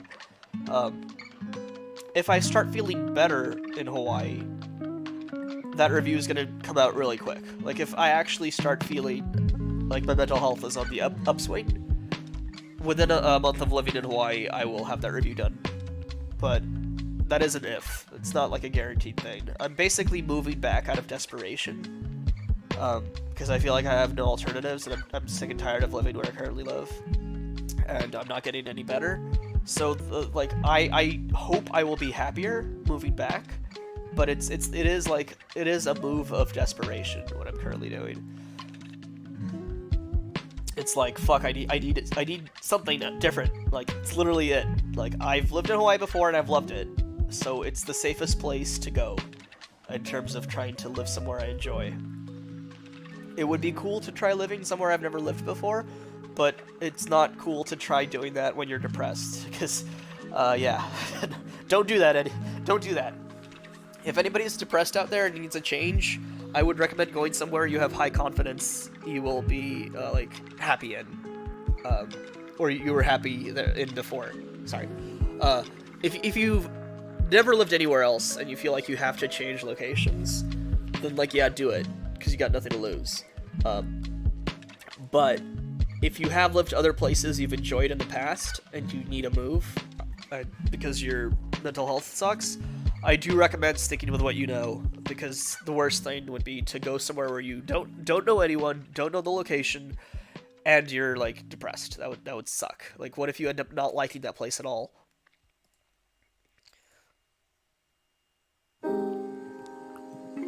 But then again, this is just my personal advice, of course. Your mileage may vary. Um, don't take my word for it. Do what you think is best for you. I'm not, trying to like speak for anyone. I'm just saying, at least for me personally, I would love to try like going to like Costa Rica or like somewhere out of country. I would love to try living in any tropical region where a beach is relatively close, out of country, out of the U.S. because I live in the U.S. However, I don't think that's smart at all for me to do while I have depression. So I will definitely not be doing that anytime soon. But it is something I would love to do one day. Also when I have more money. Outside of the US is cheaper, but it is still more expensive for the initial move. Oh, this sucks. Yeah, so I for sure pretty much lost this. I have like no recourse right now to get rid of this fucking... You know what? I could draw... If I draw Vraska's Contempt, I can exile to Fairy, as long as he doesn't have a counter. If he has a counter, I'm fucked.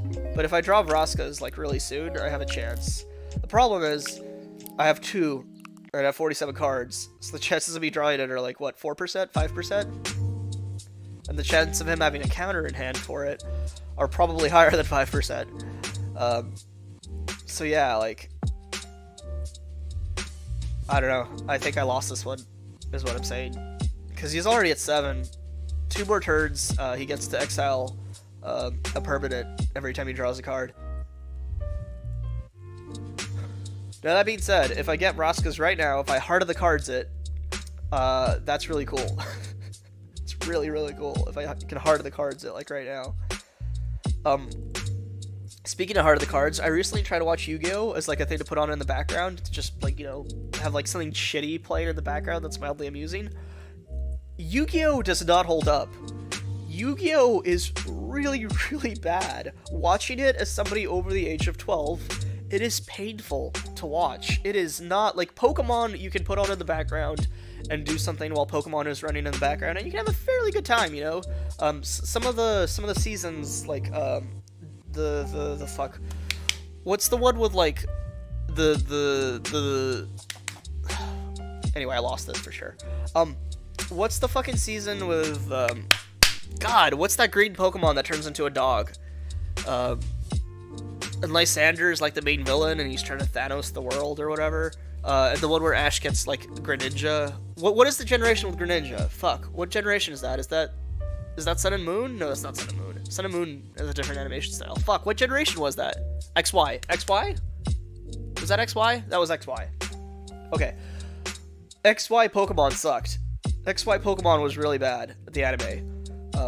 It was really hard to watch. But, I recently was watching the Diamond anime on Twitch, and that one is fucking amazing. It has really good episodes. A lot of ones that kind of, there's a lot of episodes that the hijinks in them reminded me of kind of like OG Pokemon from the first season of Pokemon, but like better crafted, almost. Like that Evil Togepi episode is just like, mwah. That Evil Togepi episode is so good. My original point was simply that, in general, save for a few bad seasons, the Pokemon anime you can throw on in the background and you can have just some background noise and it's fine. If you throw on Yu-Gi-Oh! In the background, you will want to shoot yourself in the head because it is unbearable. It is unbearable to watch. It sucks. It is annoying. It is not fun. It's not funny. It's just frustrating and annoying and irritating. And after about 5 or 6 episodes, I shut that shit off because I could not handle it.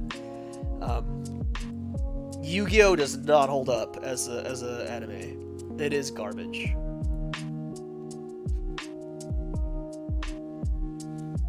Yeah, that's the thing too. I caught fire once. Is I liked Yu-Gi-Oh! As a 10-year-old. As a 10, and an 11, and 12-year-old, I really enjoyed watching Yu-Gi-Oh! On Saturday mornings. So it surprised me just how much I fucking hated it when I put it on recently for the first time in a decade. And it was the most god-awful thing I've ever seen. Like, the dialogue is just so cringy, it is so slow-paced, they take forever to just attack, This was a problem back then where none of the battle tactics make any sense, right? Like, none of the battle tactics make any sense, because it doesn't play anything like the real card game does. Which would not be a problem if it was fun. It's not fun, though. It's just dumb. Like, there's no logic why anyone wins. There's no, like, he actually planned that out. No, it's just, like, pure garbage. Yu-Gi-Oh's bad.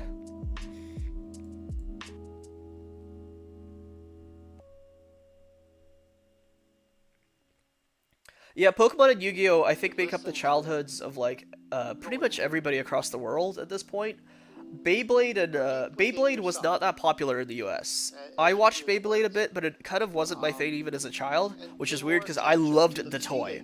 I loved Beyblades. I loved, like, sending them onto my, like, the coolest thing you can do with a Beyblade is if you angle it at, like, 90 degrees, right? So it's like, basically what you do is you let it rip onto a wall. Onto a horizontal wall, and it will spin across the wall for like 25 feet if you do it just right. If you have a long enough wall, it's very smooth. Now, if you do it inside your house, you will fucking rip up the paint, and potentially, if the Beyblade is powerful enough, you will actually damage the wall itself. But if you can find like a wall outdoors somewhere that's very smooth and not rough, you could like really have fun like launching your Beyblades to go across walls and stuff. And even without doing that, like having Beyblade fights and like inside frying pans and stuff, or like trying to make like Beyblade like obstacle courses and stuff like that, it's really fun. I had a ton of fun playing with Beyblades as a child. Now what sucks though is, like I said, I actually tried to watch the Beyblade anime when I was like 10, 11, and I did not like it at all. I really didn't like it, so I couldn't get into it. Bakugan, I don't remember what it is. Is Bakugan the one with the little like 4-foot tall robots that fight that you can like swap out parts on? If so, that also wasn't big in the US, and I also didn't like that one very much. I love Digimon. I got into Digimon with season 2. I was season 1. I didn't really have TV back when season 1 was airing, so I missed most of season 1, and I rewatched it like retroactively later. But I got into Digimon with season 2 and fucking loved it. I really liked season 3 when I was little, but then everything beyond season 3 I really didn't like. Like season 4 when I was 13 or 12 or whatever, I really hated it. Really didn't like season 4. Should I kill this card with Vraska's? Like, it's not really worth it. That's the problem. But on the other hand, like, it would be mana efficient to kill it. Fuck it. Let's do it. I'm gonna regret this decision, but I feel like playing on curve right now, so we're gonna just go ahead and kill it.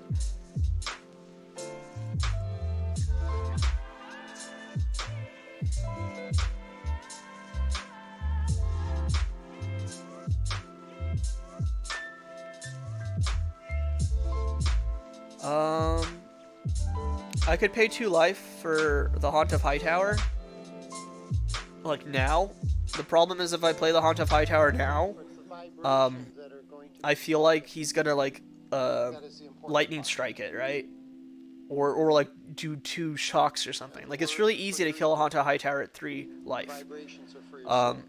So I think what I'm gonna do is I'm gonna play Legion Lieutenant, which also allows me to heal more life and do more damage. And then next turn, this is a 4/4, so you could still Lava Coil it, but at least you can't kill it with a single Lightning Strike. So yeah, that's my plan right now. And then what I need desperately right now is Vanquisher's Banner, because I have no hand. I'm literally playing off the top of my deck, Yu-Gi-Oh style, because that actually happens a lot in Yu-Gi-Oh, where Yugi literally has to play off the top. Yeah, there it is, fucking wizard. I called it. I fucking called it. I knew that would happen. Okay, so now let's hope he doesn't have another one of these. Chances are he still does. Sorry, I'm saying he. I should be saying they. Not everybody who plays Magic is a dude, and I should stop saying he by default. It's a really bad habit. I should say they. It's not that hard. In fact, I enjoy saying they more. It's just that I forget. Alright. Wow! Wow, that could not have... Like, the timing on that. Remember when I said I needed Vanquisher's Banner, and I just straight up drew it? Literally Heart of the Card style? That's fucking amazing. Okay, wow. Wowie, wow, wow, wow. And he just gives up. I mean, I would too. He can't block all this. Okay, well, that was fun. literally heart of the card. I didn't need the heart of the cards because I was still winning, but that just kind of made the victory go by 3 turns faster than it would have otherwise. So I actually wanted to make a video about Season 3 of Digimon for the longest time, because it's still trash. Objectively, Season 3 of Digimon is still trash. It's still a pretty bad show. The animation in it is atrocious, right? I still like it. Like, it's okay to like trash. It's okay to like trash. It's okay to consume fast food, both literal fast food and entertainment fast food. There's not a problem with it. It's just like, you know, admit it's trash and move on. Like, I enjoy watching trash sometimes. One of the things I watch the most when I want to multitask, like when I want to do something but I want the TV on in the background, one of my go-tos is like really awful, terrible horror movies that you can like find tons of on like Amazon Prime. So, you know, I'm not trying to like judge anybody. I'm just saying, like, it's okay to like trash, and Digimon is trash. But anyway, Season 3, I think, has, like, 3 moments in it that are amazing. Like, just downright amazing by any standards, by, like, objective standards. They are so good. I don't want to spoil it. 2 of those are big-ass spoilers. Like, giant-ass spoilers. So I'm not going to say what they are, because they're literally the best moments of the show. But I do want to make a video one day in the future, just being basically titled. I need to rework the title. In fact, one of the hardest things I have trouble with, or one of the things I have the most trouble with, is making titles for my videos. But something along the lines of like the 3 objectively amazing things, or the 3 like I don't want to use objectively in a title. Like 3 amazing things done in Digimon Season 3, something like that. That's a terrible title. This is what I'm saying. My ability to make a good title is fucking awful. But all I'm trying to say is, I really want to make a video about Digimon Season 3 and the 3 things in it, the 3 moments in it that I think are fantastic. And I hope to do that soon. Because I've thought about this like for ages, about how Digimon Season 3 has such good like literary payoffs and like such good of like just I don't know. You know, I can't talk. I'm gonna stop. I'm repeating the same thing over and over and over. I'm sorry. I'm gonna stop talking because I fucking feel like I can't. I think everybody watched Gravity Falls. I've seen Gravity Falls. I finished it not too long ago. It took me forever to get to like the last episode. I was like 3 episodes from the end for I think a year after it came out. But yeah, Gravity Falls is cool. I think it's overrated, honestly, because it does have a lot of standalone episodes that do very little and serve very little purpose. I was very hyped for Gravity Falls like 3 episodes in, and then it felt like it never got better. So the thing that's cool about like Adventure Time and Steven Universe is that I think they start acceptable but not that good, and they just get exponentially better as they go on. Especially Adventure Time. Steven Universe hits its stride pretty quickly, like 26 episodes in, I think, when Lapis Lazuli shows up. Adventure Time just progressively continues to get better and better and better and better and better, and then around Season 5, I think it hit peak quality, and then just around Season 5, it stays, like, equally good, but it changes itself in how it tells its stories a bit. Like, you know, Season 5 was really wacky, and had a lot of, like, Season 5 was really wacky, because it was when Finn hit puberty, and just was out of fucking control, and did not know how to handle himself, basically. Season 5 was when the Flame Princess breakup happened, and like the tone of Season 5, even the non-Finn episodes, are really in line with Finn's mental state in Season 5, and it's just kind of wacky, zany, all over the place, you don't know what's going on, a lot of weirdness, a lot of like uniqueness, a lot of trying new things, and it's very in line with like Finn's age at the time. And then Season 6 is, of course, the kind of depressive thing. It's like when Finn hits, you know, teenagerdom, 15, or age 15 or so, basically becomes depressed. Like, you know, that's basically what happens, is Finn becomes depressed. And yeah, season 6 has a lot of darker tone to it. It has a lot of like moodier, more somber episodes, as well as, like, again, in the standalones as well, that don't even necessarily relate to Finn. It still has that tone of what Finn's mental state is like. And then season 7 is when we get on that upswing a bit, where Finn's kind of breaking out of it a bit, and then and then we get on to kind of the rest of like the plot episodes and stuff. Anyway, but my point is, Adventure Time is amazing. I'm sure I don't need to tell this, I'm talking to the choir, but I am really a massive fan of how Adventure Time handled its kind of like as soon as we hit season 4/5, the quality was as high as it will get, but then it like varies in what's the word?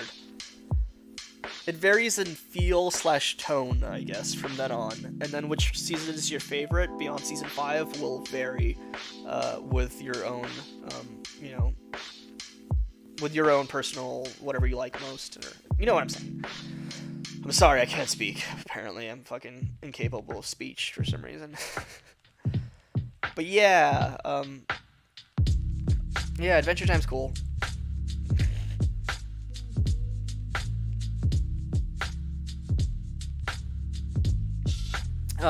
Sorry. This was originally a point about Gravity Falls. I keep going on tangents. This is how my brain works. I go on a long tangent and forget what I was talking about originally. The point I was trying to make originally was that Gravity Falls doesn't really get any better, ever. It stays the same quality it was at the start. Now, the start was pretty high. The start of Gravity Falls was like higher quality than any other recent cartoon I could remember. I was like, wow, this show has so much potential if it just goes up from here. The problem is it never went up. It stayed exactly the same, in my opinion. And it stagnated a bit at that, and it had a lot of like kind of filler episodes that weren't really necessary. Like, I don't know. And it's not the type of show that should have unnecessary standalone episodes. Like, I'm okay with standalone episodes in Adventure Time and Steven Universe, because they always kind of were about that, but I always felt like Gravity Falls should have been more like plot focused, because it was already not a very long series. It was already just 3 seasons, so I feel like they should have just focused on the plot more so from the very start and just made the plot more intricate and more of a mystery. I also think the Gravity Falls intro theme song is the best cartoon theme song ever, but I also think it's way better than the show itself. I think the Gravity Falls intro is better than Gravity Falls itself, which is probably not good. Like, you made your intro too good, Alex Hirsch. Your intro is too quality. It's kind of interfering with my ability to enjoy the show, because I just keep thinking, wow, damn, I wish the show was as good as this intro was, you know? Not a good thought to have. I have not watched Regular Show. I gave Regular Show a few episodes and then kind of gave up. I might try it again later. But no, Regular Show kind of wasn't really my thing. I think I'm about to win, because he has to block this. Like, he has to block. He has to block at least 2 of these guys, obviously. And if he blocks them, his board control goes away. I still have tons of draw support. Can literally draw a fuck ton of cards next turn. I have this guy to kill anything big, because I still have 19 life. As long as he doesn't kill this guy the turn after I play it, I can literally just remove anything I want. That was smart. That was a very smart move. But either way, I get tokens out of it, though, so it's like, I don't care. I still have 4 4s here. What do you got? You got nothing. I still have the City's Blessing. He might die next turn from me just drawing a card and this dealing damage equal to the card's converted cost. If I draw a 5-cost card next turn, he's just dead immediately without me even having to attack. Either way, he's dead unless he can board clear me, because he has 3 creatures, I have 6, he has 5 health. The blocking doesn't add up, obviously. Like, unless he does something big, he should just concede. Okay, that's big. That's fairly big. This thing will come back every turn. I now can't attack with this card unless I want to sacrifice it. Now, that being said, he still only has 4 creatures. I have 1, 2, 3, 4, 5, 6, so I would still be hitting him with 2 creatures. So unless that final card is like a lava coil that he uses right now, I think he's fucked. Because, like, he can't block 2 creatures. That adds up to more than 5. I can't think of a red-green card that costs 3 or less that is an instant that can stop this. Like, I don't think there's an instant card that will save him.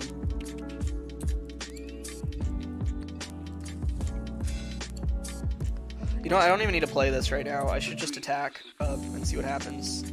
Just attack with everything. Just see what happens here.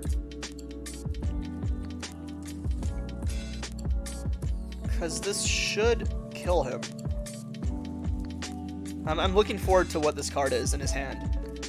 If it's nothing, you just wasted my time, and you should have conceded. I do think a bad habit players have is they don't know when to concede. It's like there's really no reason to lengthen things out when you for 100% for sure lost. And if you don't know that you 100% for sure lost, when you should, I guess it just means you need more practice at the game, which is fine. You know, everybody needs to... There we go. Okay, finally. Like, I don't know why he waited till I declared my attackers. There was no need to wait. It's like a pet peeve I have. Like, sometimes you don't know. You legitimately don't know, and you should wait it out and see what happens. But there's other times where you lost, like 100%, and it's not hard to tell. He had one card in his hand. Like, what is he gonna do? Like, he play that one card, and if that one card's not gonna help, you 100% for sure lost without me even having to play any new cards onto the field. Therefore, why are you not conceding? It's a really big pet peeve I have, where it's like, even a beginner should be able to tell they lost, but they keep playing anyway. It just wastes everyone's time. It's not fun to have to wrap up a game, you know, when it's already been over. I want to move on to the next game, because the fun is in the back and forth interactions, not the yeah, anyway.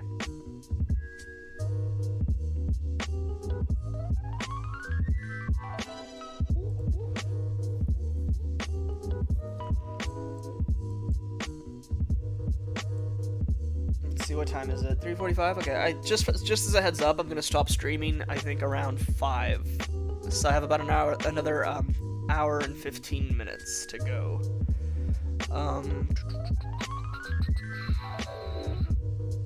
Let's put down the Vanguard. And this is an acceptable trade. So if he wants to, he can trade with me. Because if it becomes a 3-2, he can still block it, and we still both die. So I'm okay with this trade.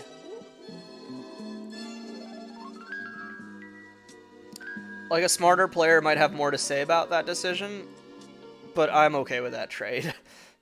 I don't mind it.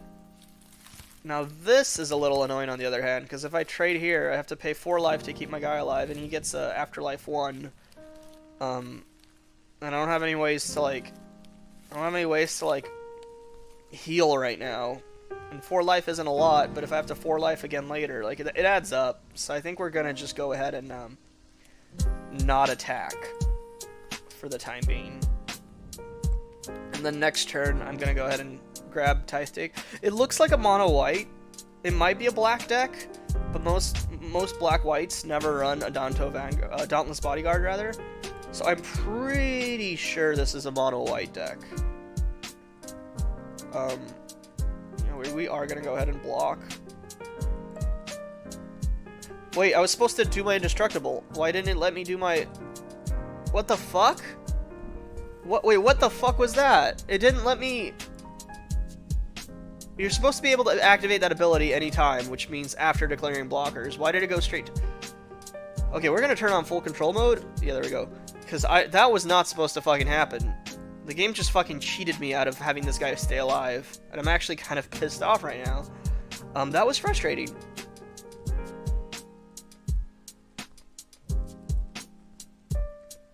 That was incredibly frustrating. I don't know why that happened. I should have been able to activate Indestructible after blockers were declared. I've done it before.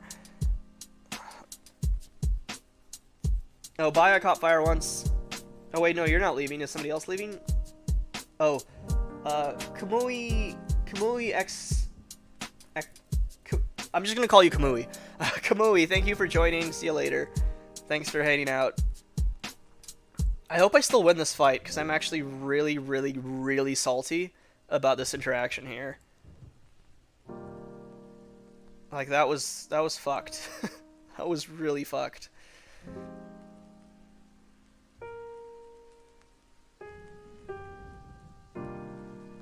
Oh, fuck. Conclave.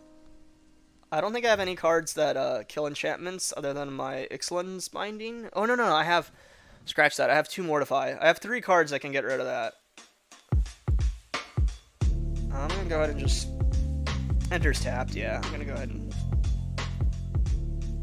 see what I can draw. Okay. No attacks. Yeah, so if I still had my Adanto Vanguard, I would actually be in a very advantageous situation, because I could block a lot of his shit. And I'd take damage, but, like, it'd be an acceptable trade. This though, sucks. Like, god damn, like, yeah, this sucks. I'm really, really salty about that Adanto Vanguard dying when it wasn't supposed to. Maybe I, like, clicked twice by accident. I don't know. I'd have to... I guess I might go back and rewatch that if I ever feel really bored. Maybe I clicked next twice by accident or something. Something has to have happened where the game didn't let me do post-block declaration activation triggers. Or not triggers, but abilities. Well, whatever. Fuck it. If he doesn't get rid of Twilight Prophet... 1, 2, 3, 4, 5, 6, 7, 8... If he doesn't get rid of Twilight Prophet and I draw another land, I actually have a decent chunk of making a comeback. Okay, now it's going to be really fucking hard to make a comeback. This sucks. Wow, this sucks. Shit, I might die next turn no matter what at this rate. Fuck it, let's just... We still don't have the City's Blessing. We need 1 more land for the City's Blessing.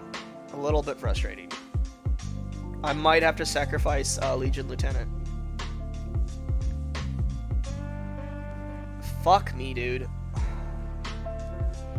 I'm really salty right now. Okay, so...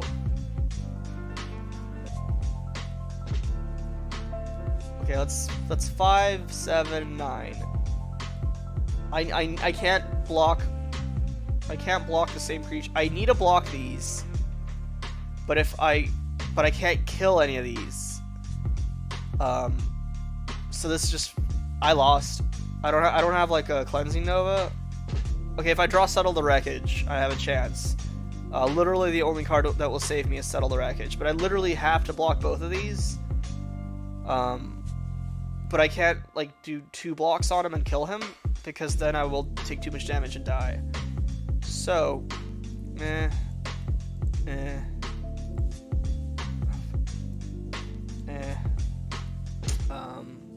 yeah. Literally the only card that can keep me alive for 1 more turn is Settle the Wreckage, and if I don't draw it, I'm gonna concede. Because that's how this game is played. Concede when you have to... Yeah, okay. That's over. Now, to be fair, I think if I still had the Adanto Vanguard, I think I would still die. Because I don't think he would save me in time. So, to be fair, what happened was fucked up, but I don't think it would have changed the course of the rest of the game that much. I think I would have still lost maybe a turn later than when I did. But he got too many cards out, and I didn't have enough removal to deal with it.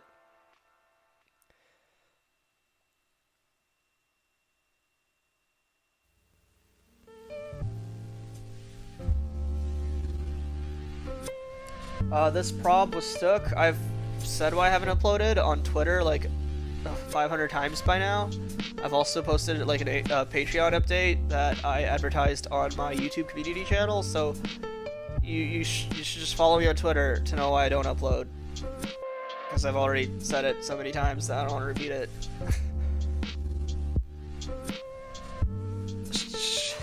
I'll give you the short version. Mental health, that's why I don't upload.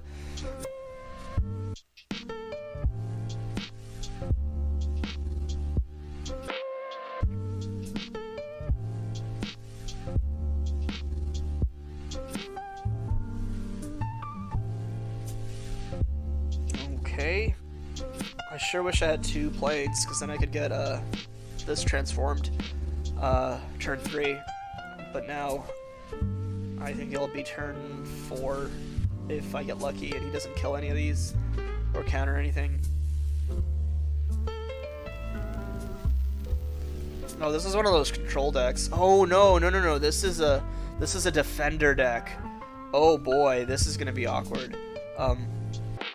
So there's a dragon that makes defenders have power equal to their toughness. So this would become a 3/3, 4/4, and it allows defenders that normally can't attack. It allows them to attack. There's also, I believe, an enchantment that does that very same thing. So I think this is the deck I'm facing off against, is the defender deck, which I don't see very often, and it's really, really cool because, like I said, I pretty much never get to fight against this, so I'm looking forward to it. But also, like, wow, I don't know what, like, strategies I should keep in mind, because I literally have no idea what to expect at this point. I'm gonna go ahead and... He can't counter it right now, but I bet he has some counter spells in there, so I'm gonna get Twilight Prophet out, because I would rather have, I'd rather have Mortify get countered later than Twilight Prophet get countered now. And we're gonna attack with everyone. Because now we can just make a 1/1 token whenever we want for 3 mana. Well, once per turn. It's a tap ability, not a anytime you want ability. But it's still good. It's still a good ability to have.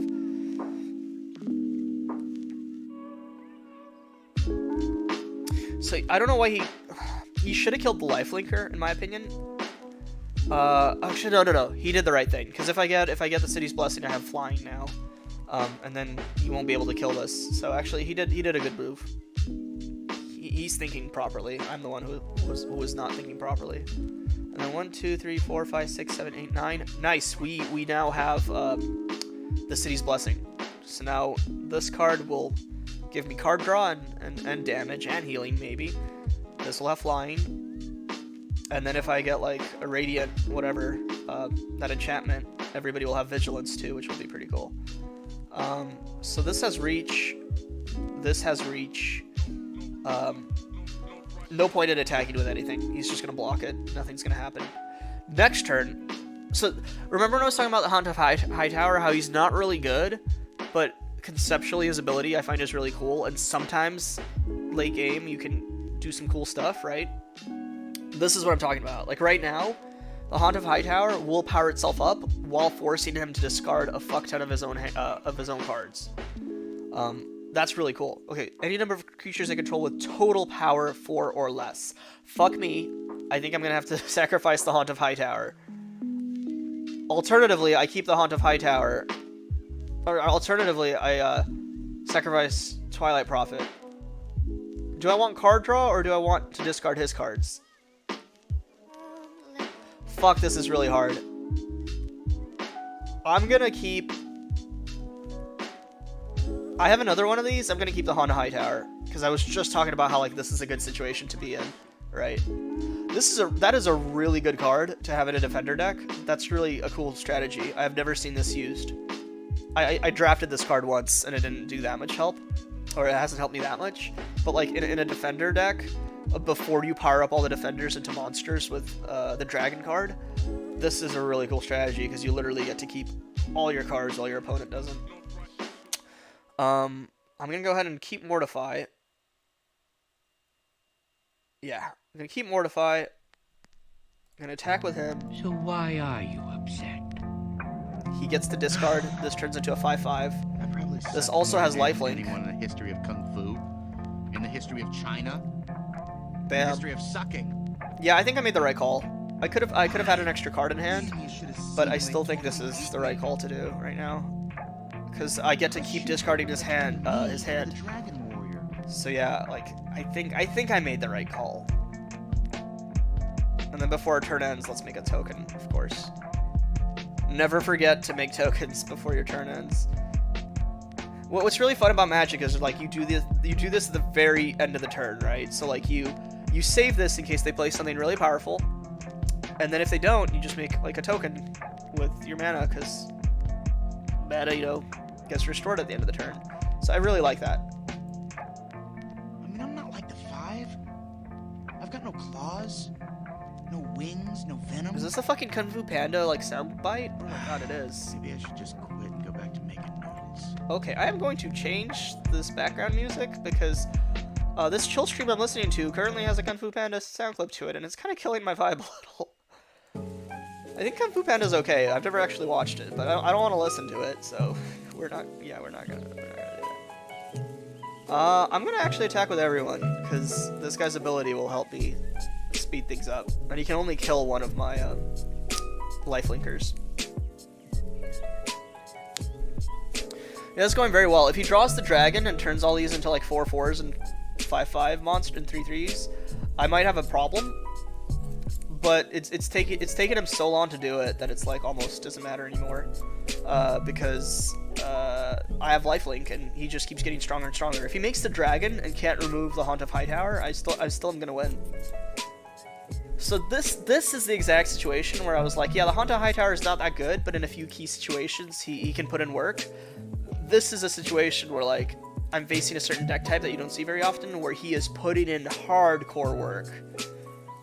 So this is pretty cool.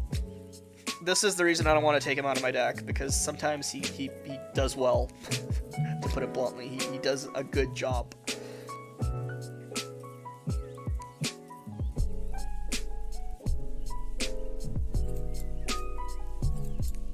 Oh, fuck. Okay, that's fair, that's fair.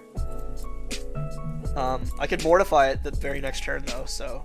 It would have been nice to mortify it this turn, but, like, it's okay. The problem, though, is he loses all his +1/+1 counters, so that sucks. However, it doesn't suck that much, and this person's literally about to be playing with Heart of the Cards, you know, on their side, because they'll have to just top deck everything. I don't know how much... I feel like this deck doesn't have too much draw support. It theoretically could have them. It could have, like, divination and stuff, but... I don't know. If he's committing to the whole wall thing, I feel like they're not going to have that much draw support.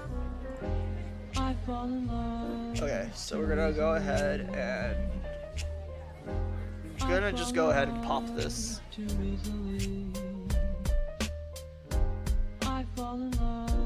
I probably should have waited. You know what? I should have waited to do this, because he still has summoning... Yeah, no, fuck. He still has summoning sickness. I should have waited till the end of his next turn. I fucked up. It's okay. It's fine. It's just there was no reason not to wait until his next turn, outside of him getting a counter. And, like, that's unlikely. So, can he kill me with anything? Gain indestructible, defender reach. Yeah, we're gonna just attack for the -1/+1 to me. I'm gonna keep this lifelink token here, because if I get any card that gives my vampires +1/+1, all of a sudden this dog doesn't matter.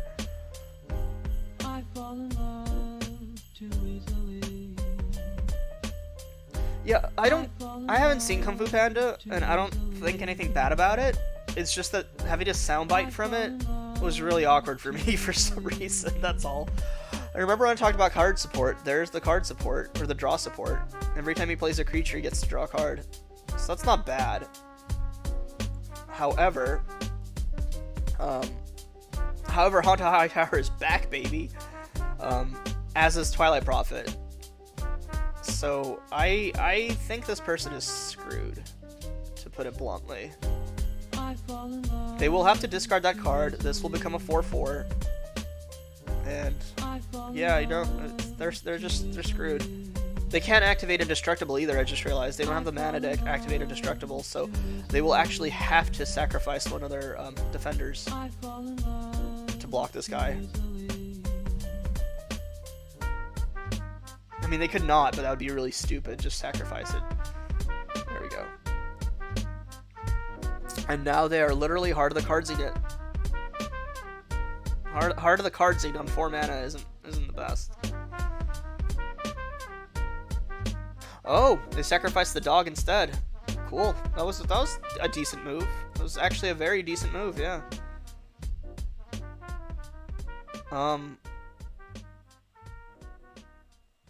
I could seal away this, but I'm gonna keep it because that would be really stupid. I already have the advantage. Sealing this away doesn't really help me with anything. If he gets the ability to actually have an attacker, I'm gonna save the seal away for that. It's just pointless to get rid of one of his walls, his weaker walls at that, for no reason. Alright, well it's pretty much over now. Oh yes, it is pretty much over. In fact, if I attack with 4 vampires, it is already over. How many do I have? 1, 2, 3. Do I have 4 to 10? It's over. It's over. He loses 4 life no matter what. It's done. That's it. Like I said, this card is really good, and I've constantly thought about putting an extra copy in. I don't really have the space for an extra copy, so I'm still not sure what I would take out. I would have to probably take out Twilight Prophet, but the problem is Twilight Prophet's also really good. So I don't know. But either way, this particular battle is over, and I won.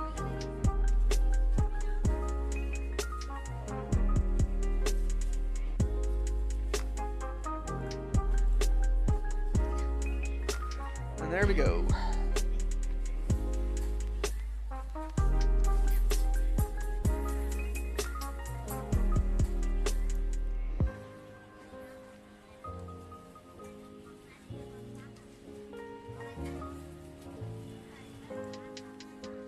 Alright, we're at 4 wins, so we broke even with our gold entry amount, which is good. Now, will I be able to snag that rare card for getting 5 wins, or will I again get 3 uncommons that are basically throwaways? Let's find out. Oh, I caught fire once. Are you still here? If you are here, can you please let me know? Are the visuals like lagging at all? Like when the cards come down, is the frame rate like really choppy or anything like that, or does it look okay? Because I'm monitoring it on my phone, and my phone is in a vertical position, so it could just look really like laggy and choppy because my phone's not great and the screen is really small. But is it actually lagging on whatever you're watching it on? Please let me know. I'll go back later and watch the what's it called? The backlog. Fuck, what is it, the word for the video that saves? Anyway, I'll go back and watch it later and check, but if you could tell me right now if the video is lagging or not, that would be very helpful.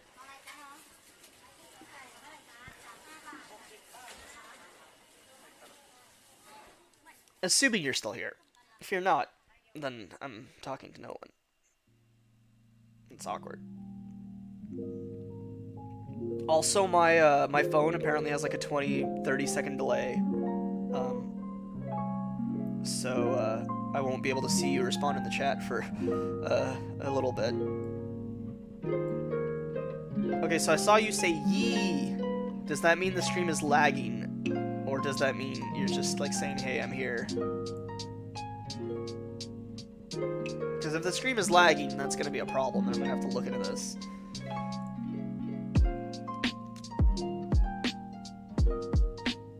Oh god, these are a few of my favorite things. Why is this big? I don't want a few of my favorite things. It's an okay song, but I really don't want it in my jazz hop chill mix. Background music, please. No, thank you.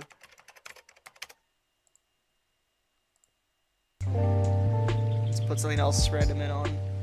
Let's put something else random on. Blah, that's what I meant to say. Okay, this is good.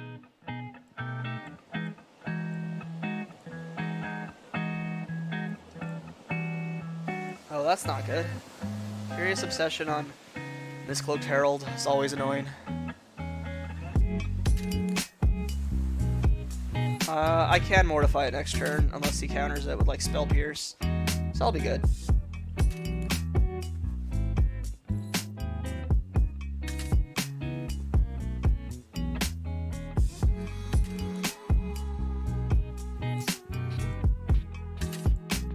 Please don't have a Spell Pierce. Please don't have a Spell Pierce. Please don't have a Spell Pierce. Please don't have a Spell Pierce. Please. Please. Fuck. It's the equivalent. Dive down. God damn it. I should have gotten the Curious Obsession with it instead, because then the dive down wouldn't matter. Fuck. You know what? If I was not so stupid, I would have predicted this and targeted that instead of the creature itself. I tried to go for a 2-for-1 special. But fucking dive down, man. Ah. Alright, well. That sucks. I'm gonna just have to out-DPS this person. That's all that's left is to hope I can out-DPS them.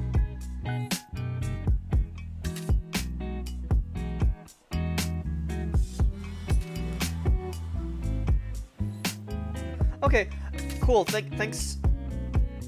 thanks for the response about how it looks only weird when you're lining up attacks. Yeah, I'm mostly wondering, like, does it look like the frame rate is kind of chugging? That's my main question. Is like, does it look like the cards are like stuttering as, like, for example, they're played from my hand or something like that, or does it look like fairly smooth? That was more the question I was asking.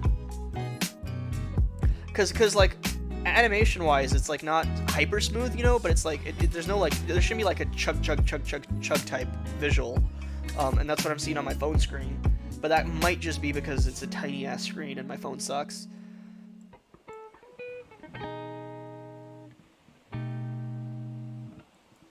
Alright, let's start this fucking DPS race. If I get one more land and he doesn't counter this, this will be very good. If I get one more land and he counters it, if I get one more land and they counter it, I may as well have lost the game at that point. Shit. Is he gonna kill my Vanguard? He's gonna kill my Vanguard. It loses all abilities until end of turn. Well, let's just make it indestructible now. I want to actually. This might be a really bad play because this might still counter it. I want to see if this works though. If I give it indestructible now, will it cancel out indestructible? I think it will, but I need to check. Just so I know for the future. I think this is no longer indestructible. I was right. I wasted 4 life for nothing. Okay. Well, now I know.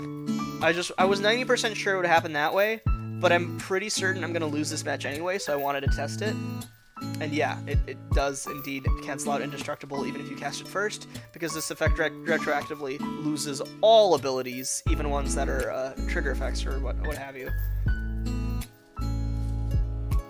Okay, so people are telling me the game is indeed chugging, which is bad. I'm gonna have to try to fix this then.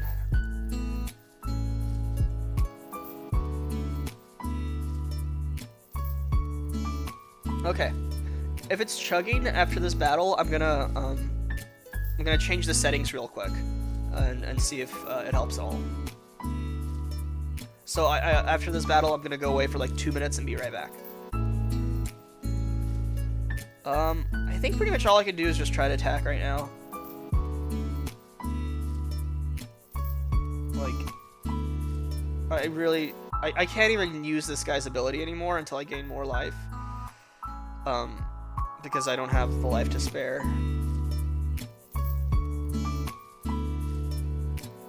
Or is Bona a guy, or I can't tell. Bona is like a gender neutral name enough that I don't know if this is a... I'm gonna call them them again, I guess. I'll just say them. It's so easy to use the word them. Okay. So, we could attack, we could trade, and I gain life, but I lose my ability to pay 7 life. I don't know. We'll figure this out. Okay, let's attack. Oh, you know what I can do? I can attack. If they block, I can pay the 7 life, and yeah, you know what? No, we're going all in. We're going fucking all in. Let's fucking do it. Let's fucking rock.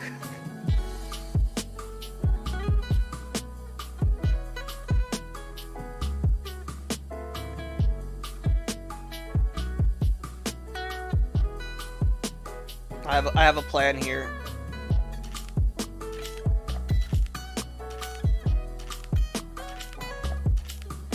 And now we pay our 7 life, and we kill. So I really want to kill this fucking Miscloaked Herald. But if I'm gonna go down to 7 life, we're gonna have to kill this genie because he's literally gonna kill me next turn. So I still have a chance, actually. I have a really good chance, because next turn... Oh no, I forgot about that. Oh no, what did I do? Oh, I just killed myself. Oh motherfucker, I just killed myself. I'm so stupid, I forgot about... I used this card in my pirate decks. How did I forget that? Oh my god, I'm dumb. Well, that was dumb of me. I guess I don't deserve the rare reward. Like, I don't deserve that 1 rare card, because I played so bad. Oh, that was pathetic. At least I got all my money back, but still, that was pretty funny. Okay.